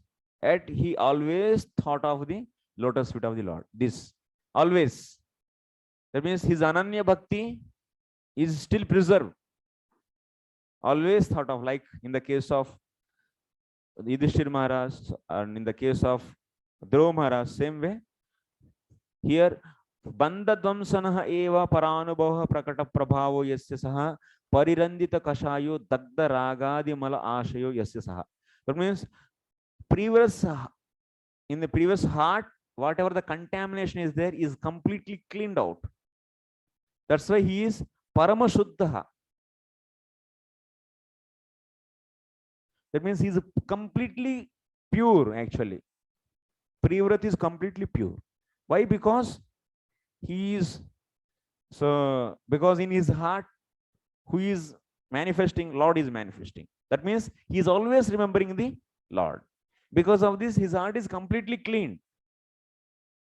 Even avadhataha, that means he is a very pure person. But still, why he entered into the Grihastha ashram? Just it is order of Brahmaji. So to give the respect to them, he entered. That means in Grihastha life, how he is, he didn't become now that means attached person. Still his heart is completely clean. And he maintained that cleanliness by always remembering Krishna. Atacha duhitaram prajapater vishwakarmana upayema barhishmatim nama tasyamu ha vava atmajanatma samana shila gunakarma rupa viryodharandasha bhavayam babuva kanyam cha yaviyasi murjaswatim nama. These are the names. Okay. Sri Guru Prabhu. अभी आए क्या ये? सर्वमंगल माता जी. नहीं छोड़ दो. सर्वमंगल माता जी करो. हरे कृष्ण प्रभु जी. हरे कृष्ण माता जी. Thereafter, Maharaj Priyavrata married Barhishmati, the daughter of the Prajapati named Vishwakarma.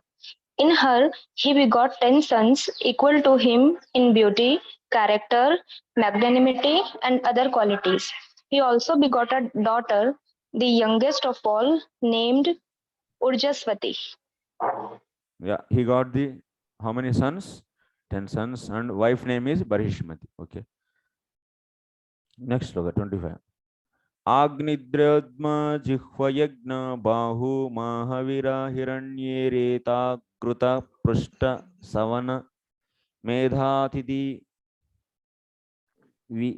tithivihi viti hotra kavaya iti sarva eva agni namanaha. Sri Guru Prabhu.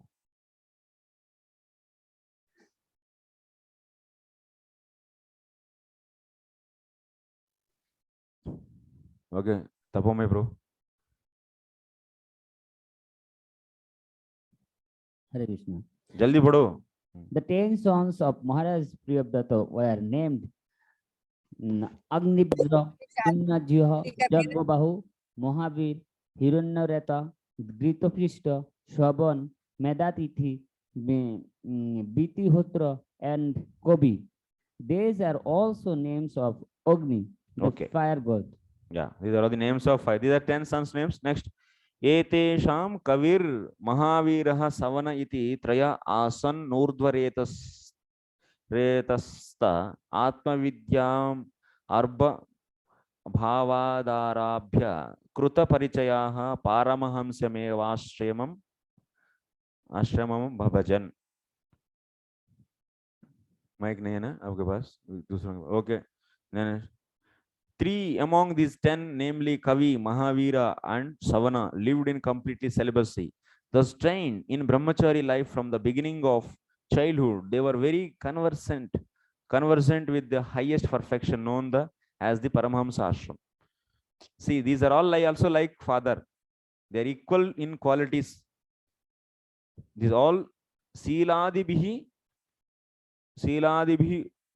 Udaran Bhavayam Babhuva Utpadayamasa. Priyavrata produced all these 10 sons like him only. From the childhood, they are celibate and fully controlled in their senses. Next, 27. Tasminnuha upashama shilaha paramarshaya sakala jiva nikaya vasasya bhagavato vasudevasya beetanam sharanabhutasya srimat charanaaravinda virata Smarana Vigalita Parama Bhakti Yoganubhavena Paribhavitantar Hrudayadi Gante Bhagavati Sarvesham Bhutanam Atma Bhute Pratyag Atmanye Vatmanastadatmya Visheshena Samiyuhu. Sujay Gopinath Prabhu.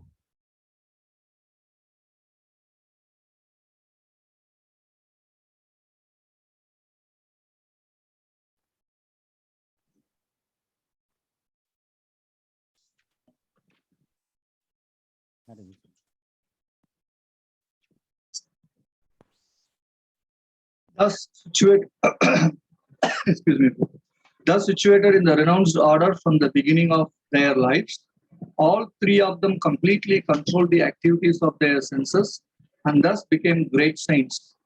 They concentrated their minds always upon the lotus feet of the Supreme Personality of Godhead, who is the resting place of the totality of living entities and who is therefore celebrated as Vasudeva.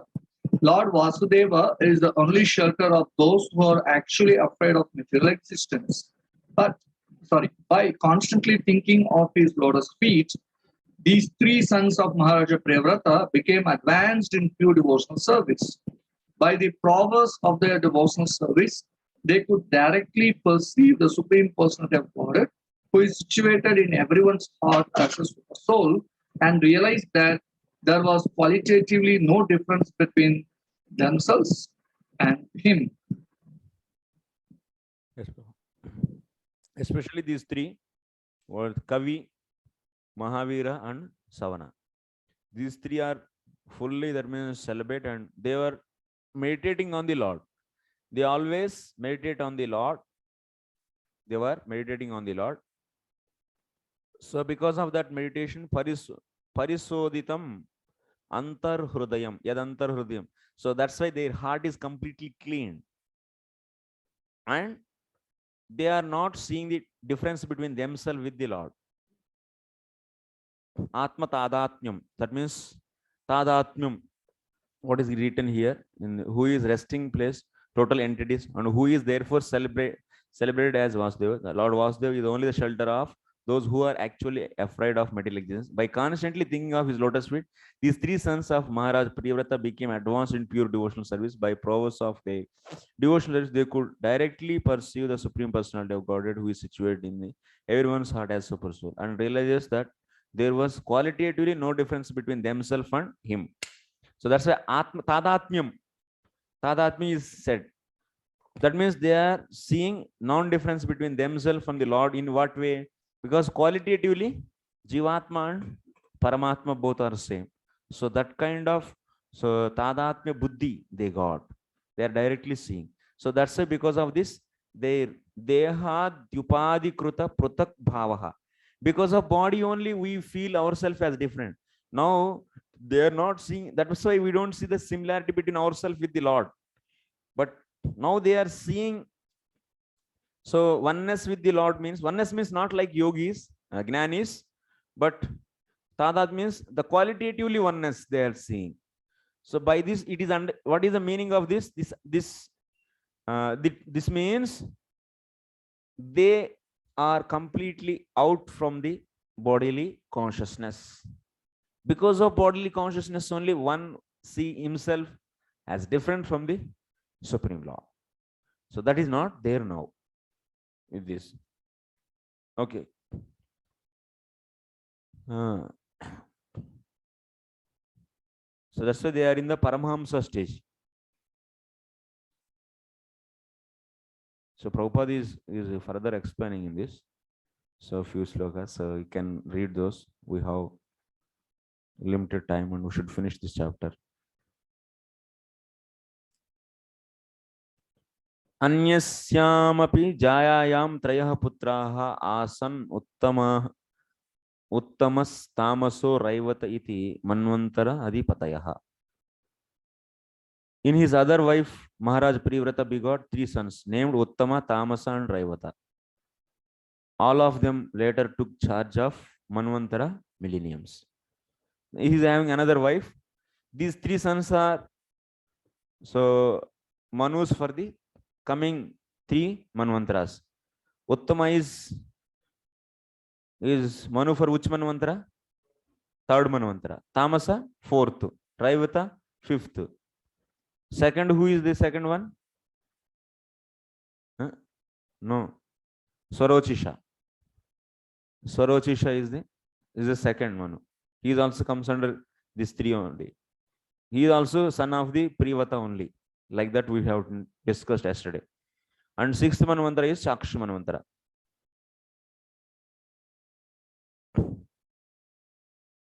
Evam upashaya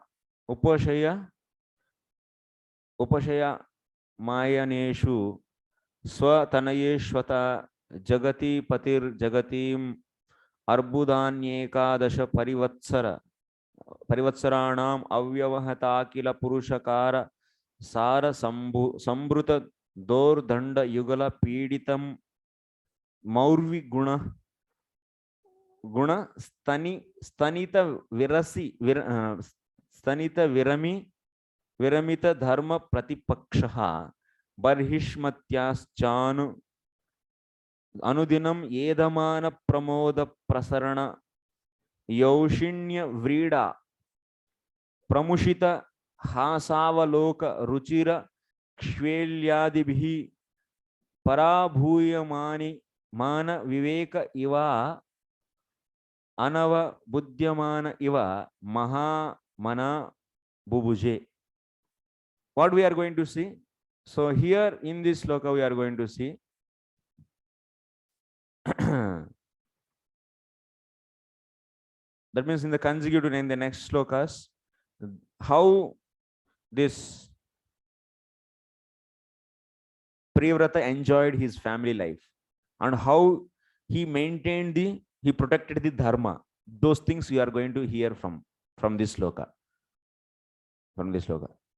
So first of all, how many years he ruled this?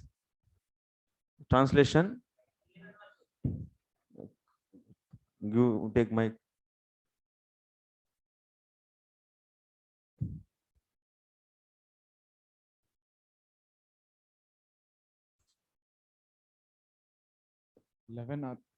Eleven Arbudas of years. Translation.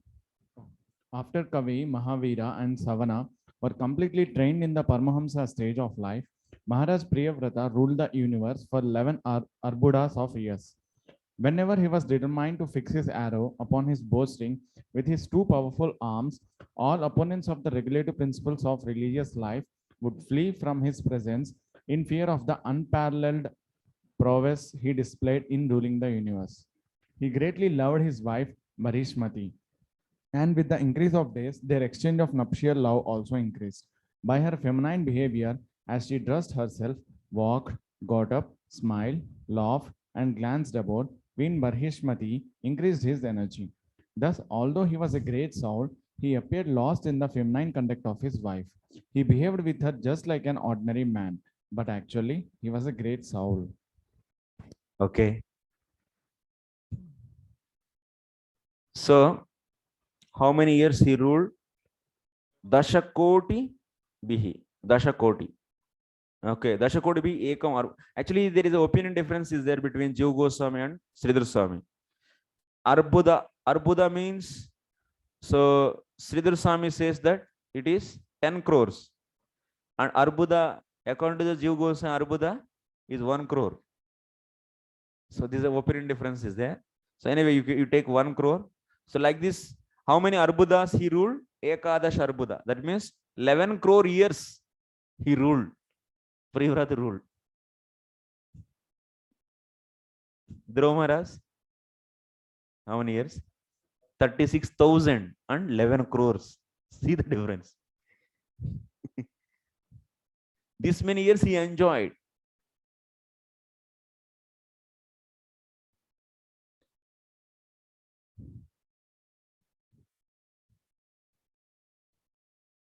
So first of all, we are going to see how Lord is powerful.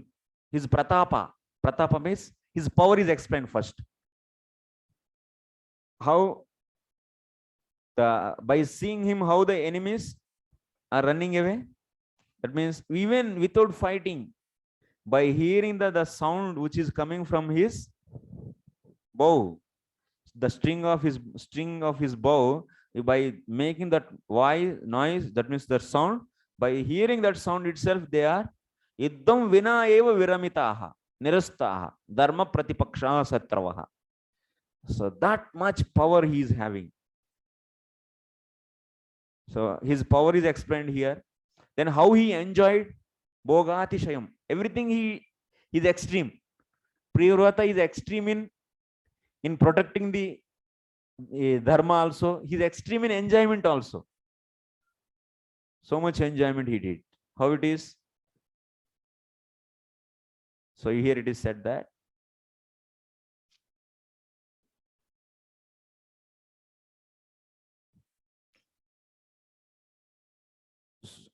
so one thing, Priyavrata's that means the hands, arms are fully filled with the with the strength actually. And with those hands, if we just that means make if he vibrates the string of the bow, by hearing that voice itself, that sound itself, all the enemies without fighting, they run away generally. And enjoyment also he did with his wife Bharishmati. In many ways, it is explained in this. By her feminine behavior, as she dressed herself, walked, got up, smiled, laughed, and glanced about, Queen Bharishmati increased his energy. So what is the increasing energy means? So she used to entertain him so much. That means she used to play jokes with him. And after that, she used to So play with him many ways like this. So he's explained anyway. Next, Vishayas, but how he enjoyed, like a attached person, how he enjoys in the same way he enjoyed. Vishayasakya. That means Atmanam Anava Buddhya Mana Iva.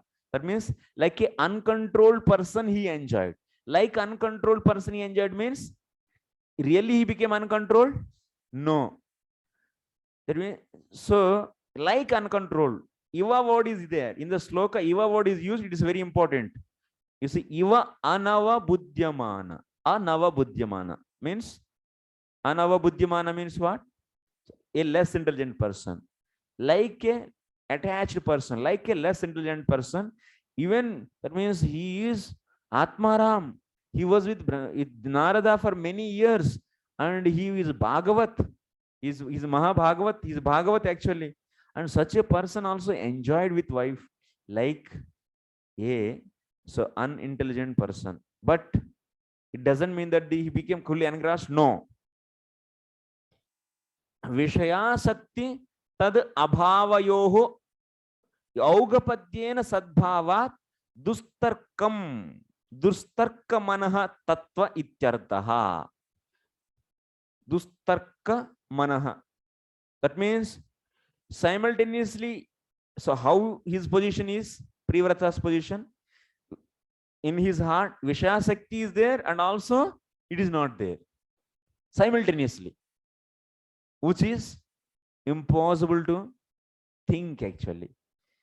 So like presence of duster and also absence of duster simultaneously possible. Can they possible now in the material world? At a time, presence and absence of that this object is impossible. It cannot be perceived by, it's not logical actually. It's not logical. But in the previous heart, so Vishayasakti is there and also absence of Vishayasakti is also there. So that's why it is not easy to understand his condition.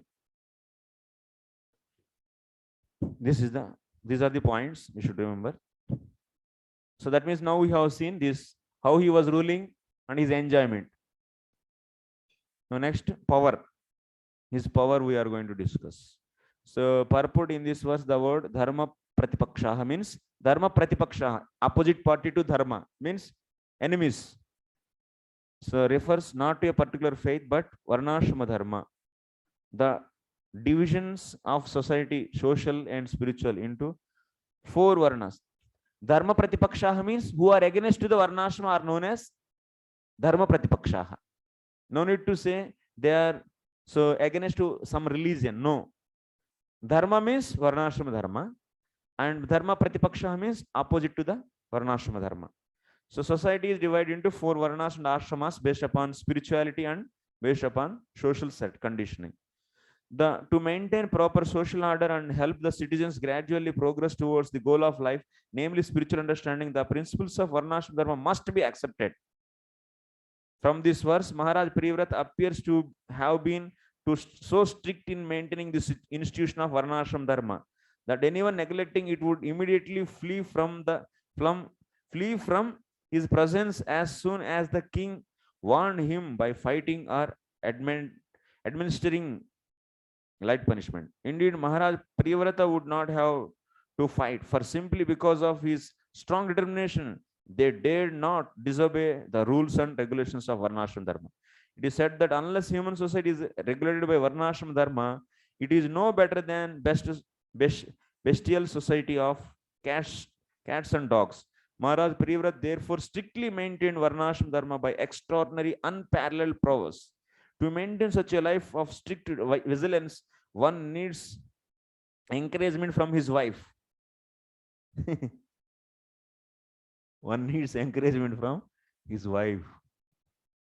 So in the varnashram system, certain classes such as the Brahmana and Sannyasis don't need encouragement from the opposite sex. Okay. For the Kshatriyas, they need encouragement from the wife. For the Brahmanas and Sannyasis, no need. Sannyasis, they don't have any wife. For Brahmacharis, There is no need of encouragement from opposite sex. Okay. Vanaprastha also. Don't need encouragement from opposite sex. Kshatriyas and Grihasthas, however, actually need the encouragement of their wives in order to execute their duties. Indeed, a Grihastha or a Kshatriya cannot properly execute his responsibilities without the association of his wife. Sri Chaitanya Mahaprabhu personally admitted that a Grihastha must live with a wife. So Grihastha without wife is no Grihastha actually. And also without encouragement of wife, Grihastha cannot function nicely. Kshatriyas were even allowed to have many wives to encourage them in discharging the duties of government. If they are not getting the sufficient encouragement from one, they can go for many also. Okay. But only for Kshatriyas and Vaishyas. Also Brahmanas, if they are able to maintain. But Shudras, no many wives. Only one. Kshatriyas were even, okay. The association of good wife is necessary in a life of karma and political affairs. To execute his duties properly, therefore, Maharaj Priyavrata took advantage of his good wife, Barhishmati, who was always very expert in pleasing her great husband by properly dressing herself, smiling, and exhibiting her feminine bodily features. So Queen Barhishmati always kept Maharaj Priyavrata very encouraged, and thus he executed his governmental duty very properly for 11 crore years. He executed. See, in this verse, Iva has twice been used to indicate that Maharaj Priyavrata acted exactly like a henpecked husband and thereby seemed to have lost his senses of human responsibility. Actually, however, he was fully conscious of his position as a spirit soul, although he seemingly behaved like a acquiescent karmi husband.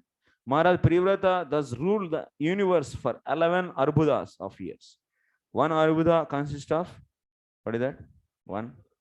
10 crore years. And Maharaj Priyavrata ruled the universe for 11 such arbudas. Okay. Yavada bhasayati sugiram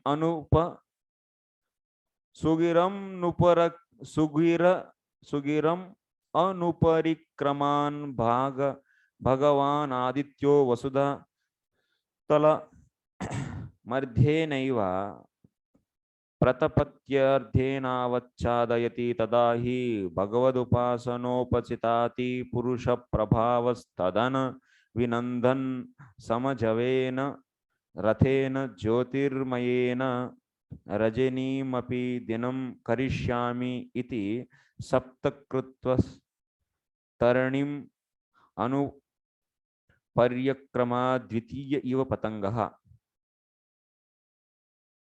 Radha Govardhan Prabhu. So now we have to see his powers. While so excellently ruling the universe, King Priyavrat once became dissatisfied with the circumambulation of the most powerful sun god. And circling Sumeru hill on a chariot, the sun god illuminates all the surrounding planetary systems. However, when the sun is on the northern side of the hill, the south receives less light, and when the sun is in the south, the north receives less. King Priyavrat disliked this situation and therefore decided to make daylight in the part of the universe where there was night. He followed the orbit of the sun god on a brilliant chariot and thus fulfilled his desire. He could perform such wonderful activities because of the power he had achieved by worshipping the Supreme Personality of Godhead. Yeah. So these things you will be learning very nicely in coming 16 to 26 chapters. That's universal cosmology we are going to discuss. There you can understand what is main thing. So I will be discussing from Sridhar Swami. It is very easy actually. Sridhar Swami is saying, Swamiji. So Prabhava Atishayamaha. So that means from this sloka onwards, we are going to see the powers of the, so our, so Priyavrat, Sudhatalam, Yavad Sudhatalam.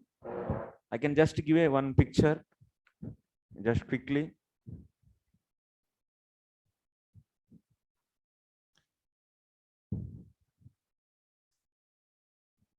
This is universe.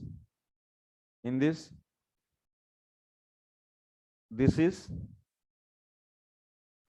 Earth planet, and this is Sumeru. Okay, this is like you say, it is cross section. This is cross section. This is. I think maybe I should draw this. Maybe instead of light, this like this dots. Is a cross section actually. This is cross section of this. This is the total universe, and in middle what is there? Sumeru is there. This is Sumeru you take, and this is Jambu Dweep, and like this you have this ocean, and once again another Dweepa, and once again ocean. So like this, yeah, like this layers are there. Yeah, this is the Sumeru, and just at the that means this is final, which is there. Loka mountain is there. This is the Loka mountain here. Okay, this is a Loka mountain, and Sumeru is it's vertical like this. This is cross section view I am showing actually, and Sumeru like this you take, and here, so here sun is having the here one more mountain is there. What is that mountain? So that mountain is till here like this.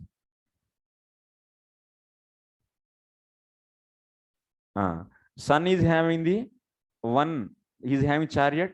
So one side axis, that means he's having the axis, na? One side of axis fixed with the mountain, the Sumeru mountain, and another is, so there is one wheel is there, and that wheel is rotated on this. So sun is rotating like this. This is the wheel of the chariot. Let us take, this is the chariot, and here sun is sitting, and this chariot is moving on this mountain. And how it moves? Like this, around this mountain, and once again helical shape, and this is Uttarayana, and once again in reverse it is coming down, and once again like this it goes. Actually I will call Pavaneswar Prabhu, so he'll show this very nicely. Okay, what is happening when sun is coming this side? That means sun is this side, then Sumeru mountain is there so high. That means back side of Sumeru, if sun is this side, then this side is darkness. And but Priyavrata is not at all interested with this darkness actually. He want to see all the time day. He was not happy because of this sun. What is happening? One side is darkness and another side is light. This side is completely light. Now sun is here. This side is light and this side is darkness is there. Now he want light in this side also. So that means whenever sun is disappearing this side, then he is coming as a chariot. He is also having his own chariot. And that chariot is luminous, is brilliant. And he's having such a chariot, and he is also looking like sun. Why he is doing this? To compete with the sun? No, just to give pleasure to his citizens. Only for this reason. So he is giving the pleasure to the people. No. How he is moving? So when he was moving, so like his chariot is even powerful than the sun's chariot. So when he moves, so first circle happened. This is a Loka mountain, this circle, and second time he took the, that means his chariot also is having the one wheel only, and that wheel size. So okay, now okay, remove this. Let us take, this is Jambu Dweep and this is the Sumeru. Okay, So around this Sumeru, so he rotated. That means Sumeru is like this, and he rotated. So when he rotated his chariot towards this, then what happened? Some ditch is formed. Then this ditch is, initially everything is a flat land only. This is completely is a flat land like this. And this is Sumeru. Around this is Sumeru. Around this sun is rotating. So now he took one chariot and he started. When he is rotating like this, so then he rotated like this. Then what happened? So there is a big ditch, this much ditch. That means he's having a rim. Rim of this wheel is like this. So this size is this, whatever this size is there. So that much size it is having. This this is equal to this size. That much size. Like this, rim size is that much big. So like this, one circle happened. Next time he took another chariot, and double to this. So double to this. So he formed actually. That means, so here once again earth is there, and this is Jambu Deep, and ocean. Once again this is land, and around this he made the ocean. That means after rotating here, he left some land and he rotated once again. This is the ocean. Then after that land is there, and once again, but what is the size of this ocean? Double of this ocean. Double of this. What is the width of this land? Is double of this. And this ocean's width is double of this. Like that. Like that, 7 oceans and 7 deepas formed.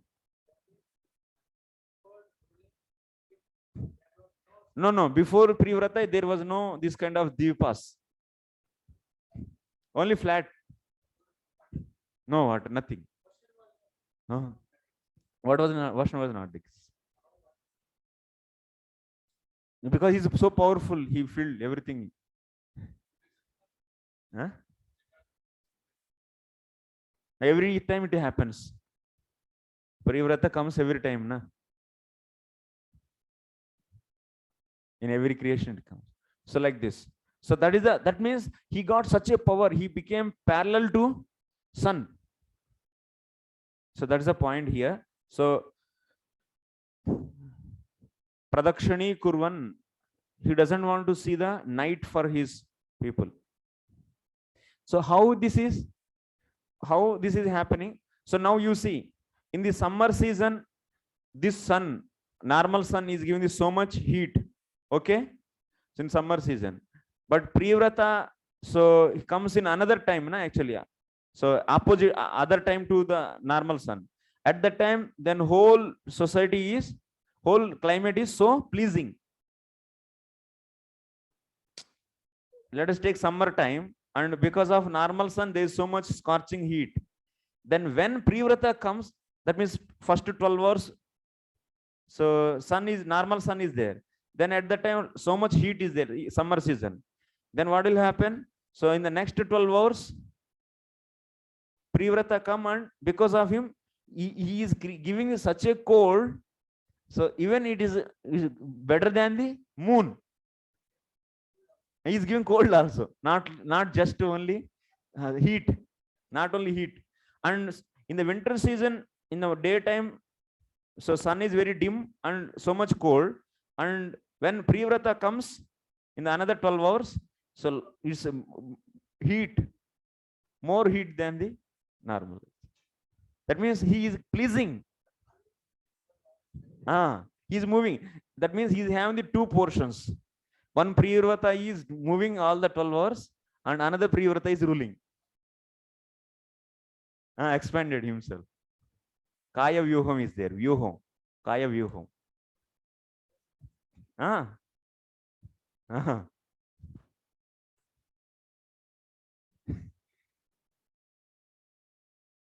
Mataji.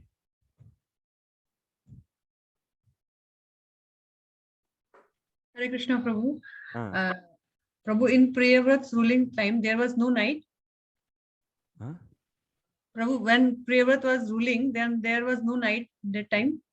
Means, No night. okay. And Prabhu, one more question. He was ruling for 11 crore years, na? But in Satyuga, the life age is 1 lakh. So how come 11 crore? In Satyuga, what you are saying, Mataji? Prabhu, in Satyuga, the life means the age of people is 1 lakh years, na? So he ruled for 11 crore years. So how was it possible, Prabhu? Because of devotion. Okay. He lived for more years. Yeah, it is coming in the next sloka. How he is able to do these things? Because of power of the devotion. Sukadeva Goswami is saying to Parikshit.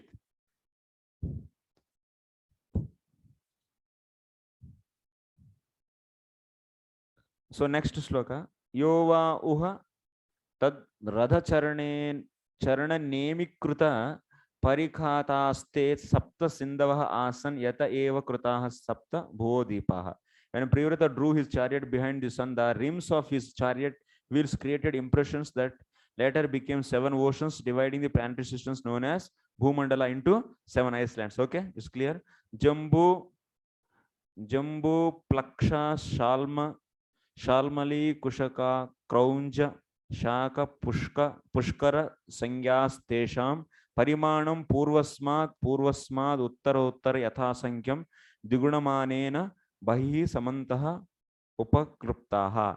The name of the islands are Jambu, Plaksha, Shalmali, Kusha, Krauncha, Shaka, and Pushkara. Each island is twice as large as the ones preceding it, and each is surrounded by liquid substance beyond which is the next island. So that means this is the first island, whatever the width is there, so it is having the next island is this double to this is this, and whatever next island is there, so this is the next island, then this width is double to this width is double to double of this, like this, like this. Ocean also double, land also double. Next 33. Kshirodekshu rasoda surodhagruto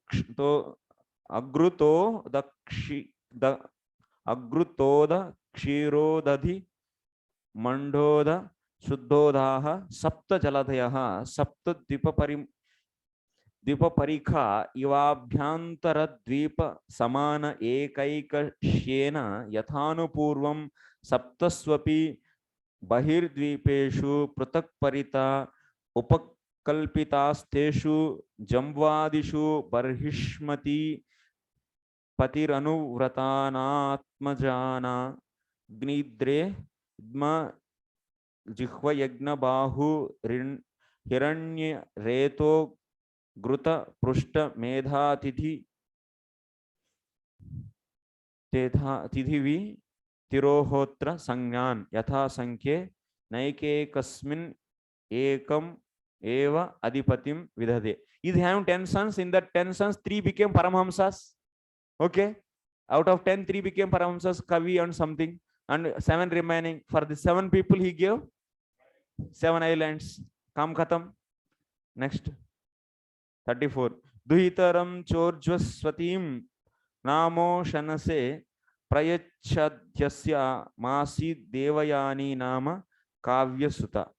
So King Priyavrata then gave his daughter Urjaswati in marriage to Sukracharya, who begot in her a daughter named Devayani. You all know Devayani story. Okay. Next 35. Naivam vida purushakara urukramasya pumsam tadangri rajasajita shangunanam chitram vidura vigita Sakrudadadita yannamadeyam aduna sajahati bandam.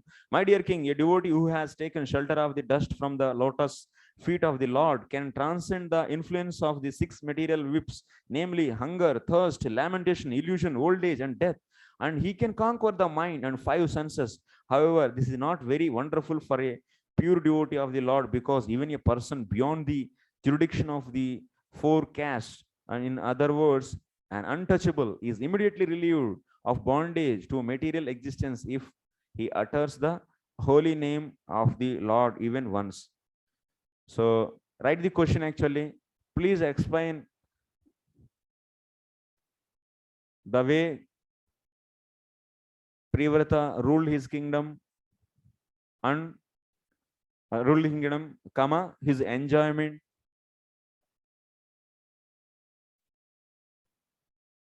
Please write about ruling, his ruling of King Priyavrata's ruling of kingdom, his enjoyment, and his prowess.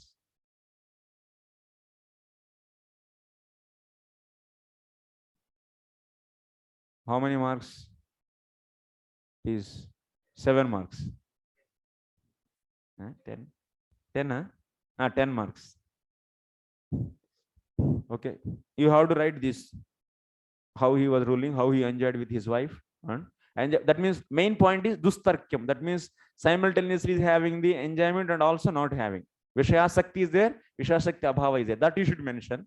And ruling, he is so powerful, and just by hearing the sound of string of his bow itself, they ran away. All the adharma pakshapatis, adharma pratipakshaha. Next, how he was so having the power, he competing, that means not competing, he became parallel to sun, and because of this he was, though these points you should write. Okay, now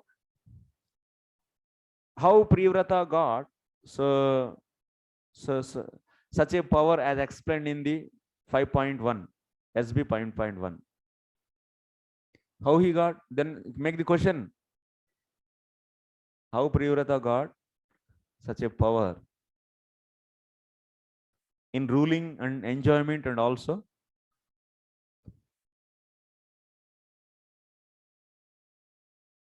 how Priyavrata got such a prowess as described in SB 5.1. How he got, that is explained in this sloka. You should write this. So this sloka is telling by doing the devotion. So I need another 10 minutes, please. Please bear me. Tomorrow onwards, we'll try to come on exact time. Please, you also come on time. I will also come on time. You all try to come on time.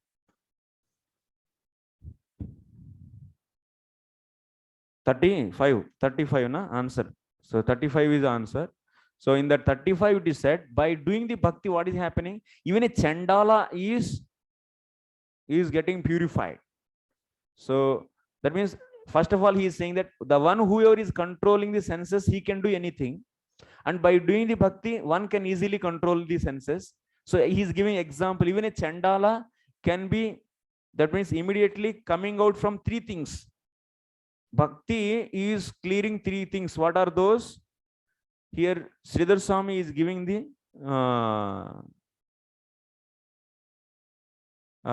Swami, that means Patantraha. Bandhaha, Karma Bandhaha, Tanvam, Tanutakshana Eva, Tanutyagat, Bandham, Tanvam, Tantvam, Iti Trayaha Eva, Swami Sammataha, Pathaha.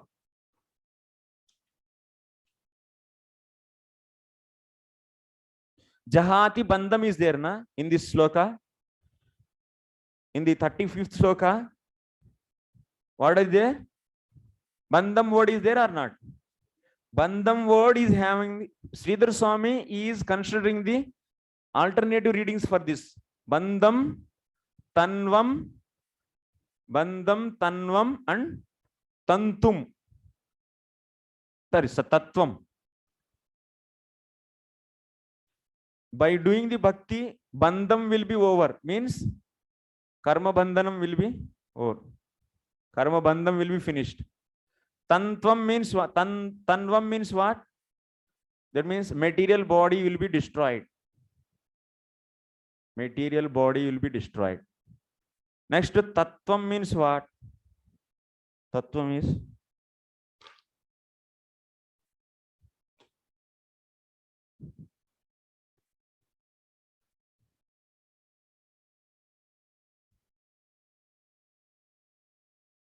sorry. Tanvam means prarabdha karma is destroyed. Prarabdha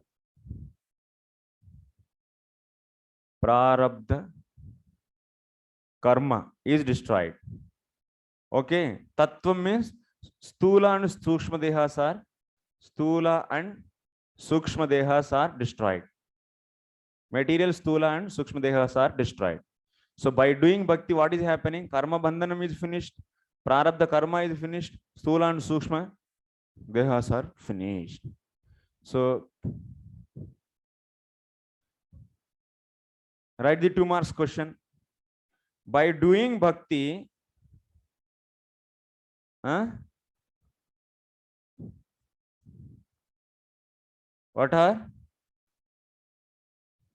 are being destroyed, or what will be destroyed?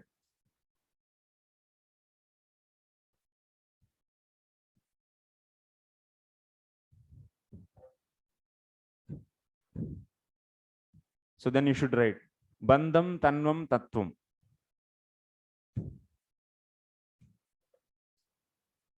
Previous question. This is 2 marks.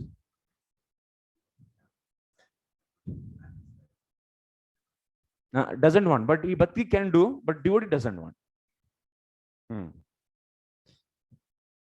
So for previous question, actually it is 4 marks you make, because in the previous question you should be writing Priyavrata got this kind of power, or this kind of because of that is controlling the senses.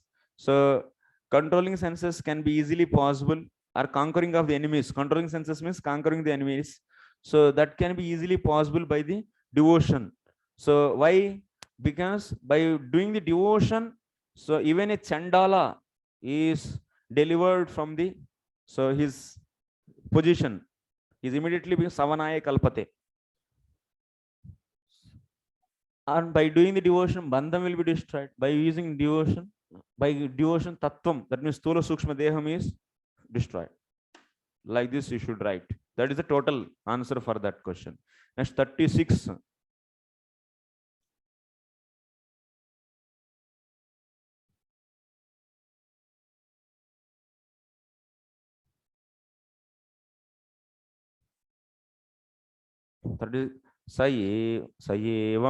सयेवम अपरिमित बल पराक्रम एकदा तु देवर्षि चरणानुशयन नानु पतित गुण विसर्ग संसर्गेण अनिवृत इव आत्मानं मन्यमान आत्मनिर्वेद इदमाहुः. While enjoying his material opulence with full strength and influence, Maharaj Priyavrata once began to consider that although he had fully surrendered to the great saint Narada and was actually on the path of Krishna consciousness, he had somehow become again entangled in material activities. Thus his mind now became restless and he began to speak in spirit of renunciation. Then nivritti. Now from here onwards, you are going to see the nivritti of the, once again, nivritti of Priyavrata. This is a lesson we should learn actually. Even after enjoying, that enjoyment is not permanent. Whatever the enjoyment we get in the Grihastha life and kingdom, whatever, is not permanent. So that's why brahmachari should not be unhappy. खोना नहीं चाहिए. खो गया ऐसा जीते हैं कुछ लोग. मंदिर में रहते हैं लेकिन जिंदगी में सब कुछ खोया करके बैठे रहते हैं. कोई किसी में उत्साह नहीं रहता है. क्यों?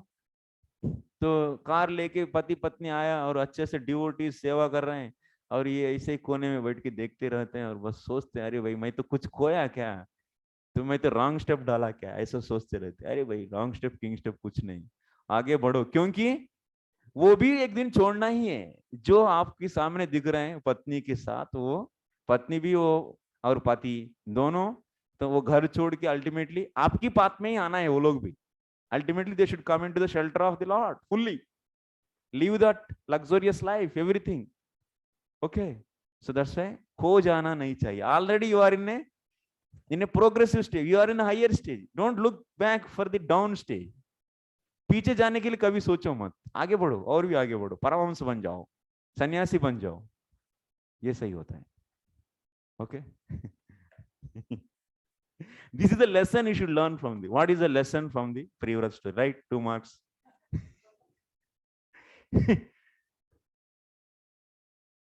This is the point.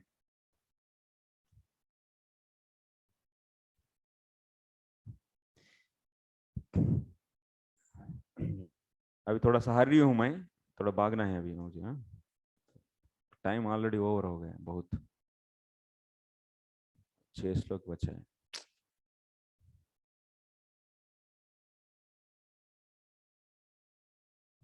चलो इसको कल करेंगे। 6 ये 5 श्लोक जस्ट निवृत्ति, this it will take half an hour. कल करेंगे, अभी नहीं हो पाएगा। तो ऑलरेडी आप लोगों को पीड़ा नहीं देना चाहिए, ठीक है? Any questions?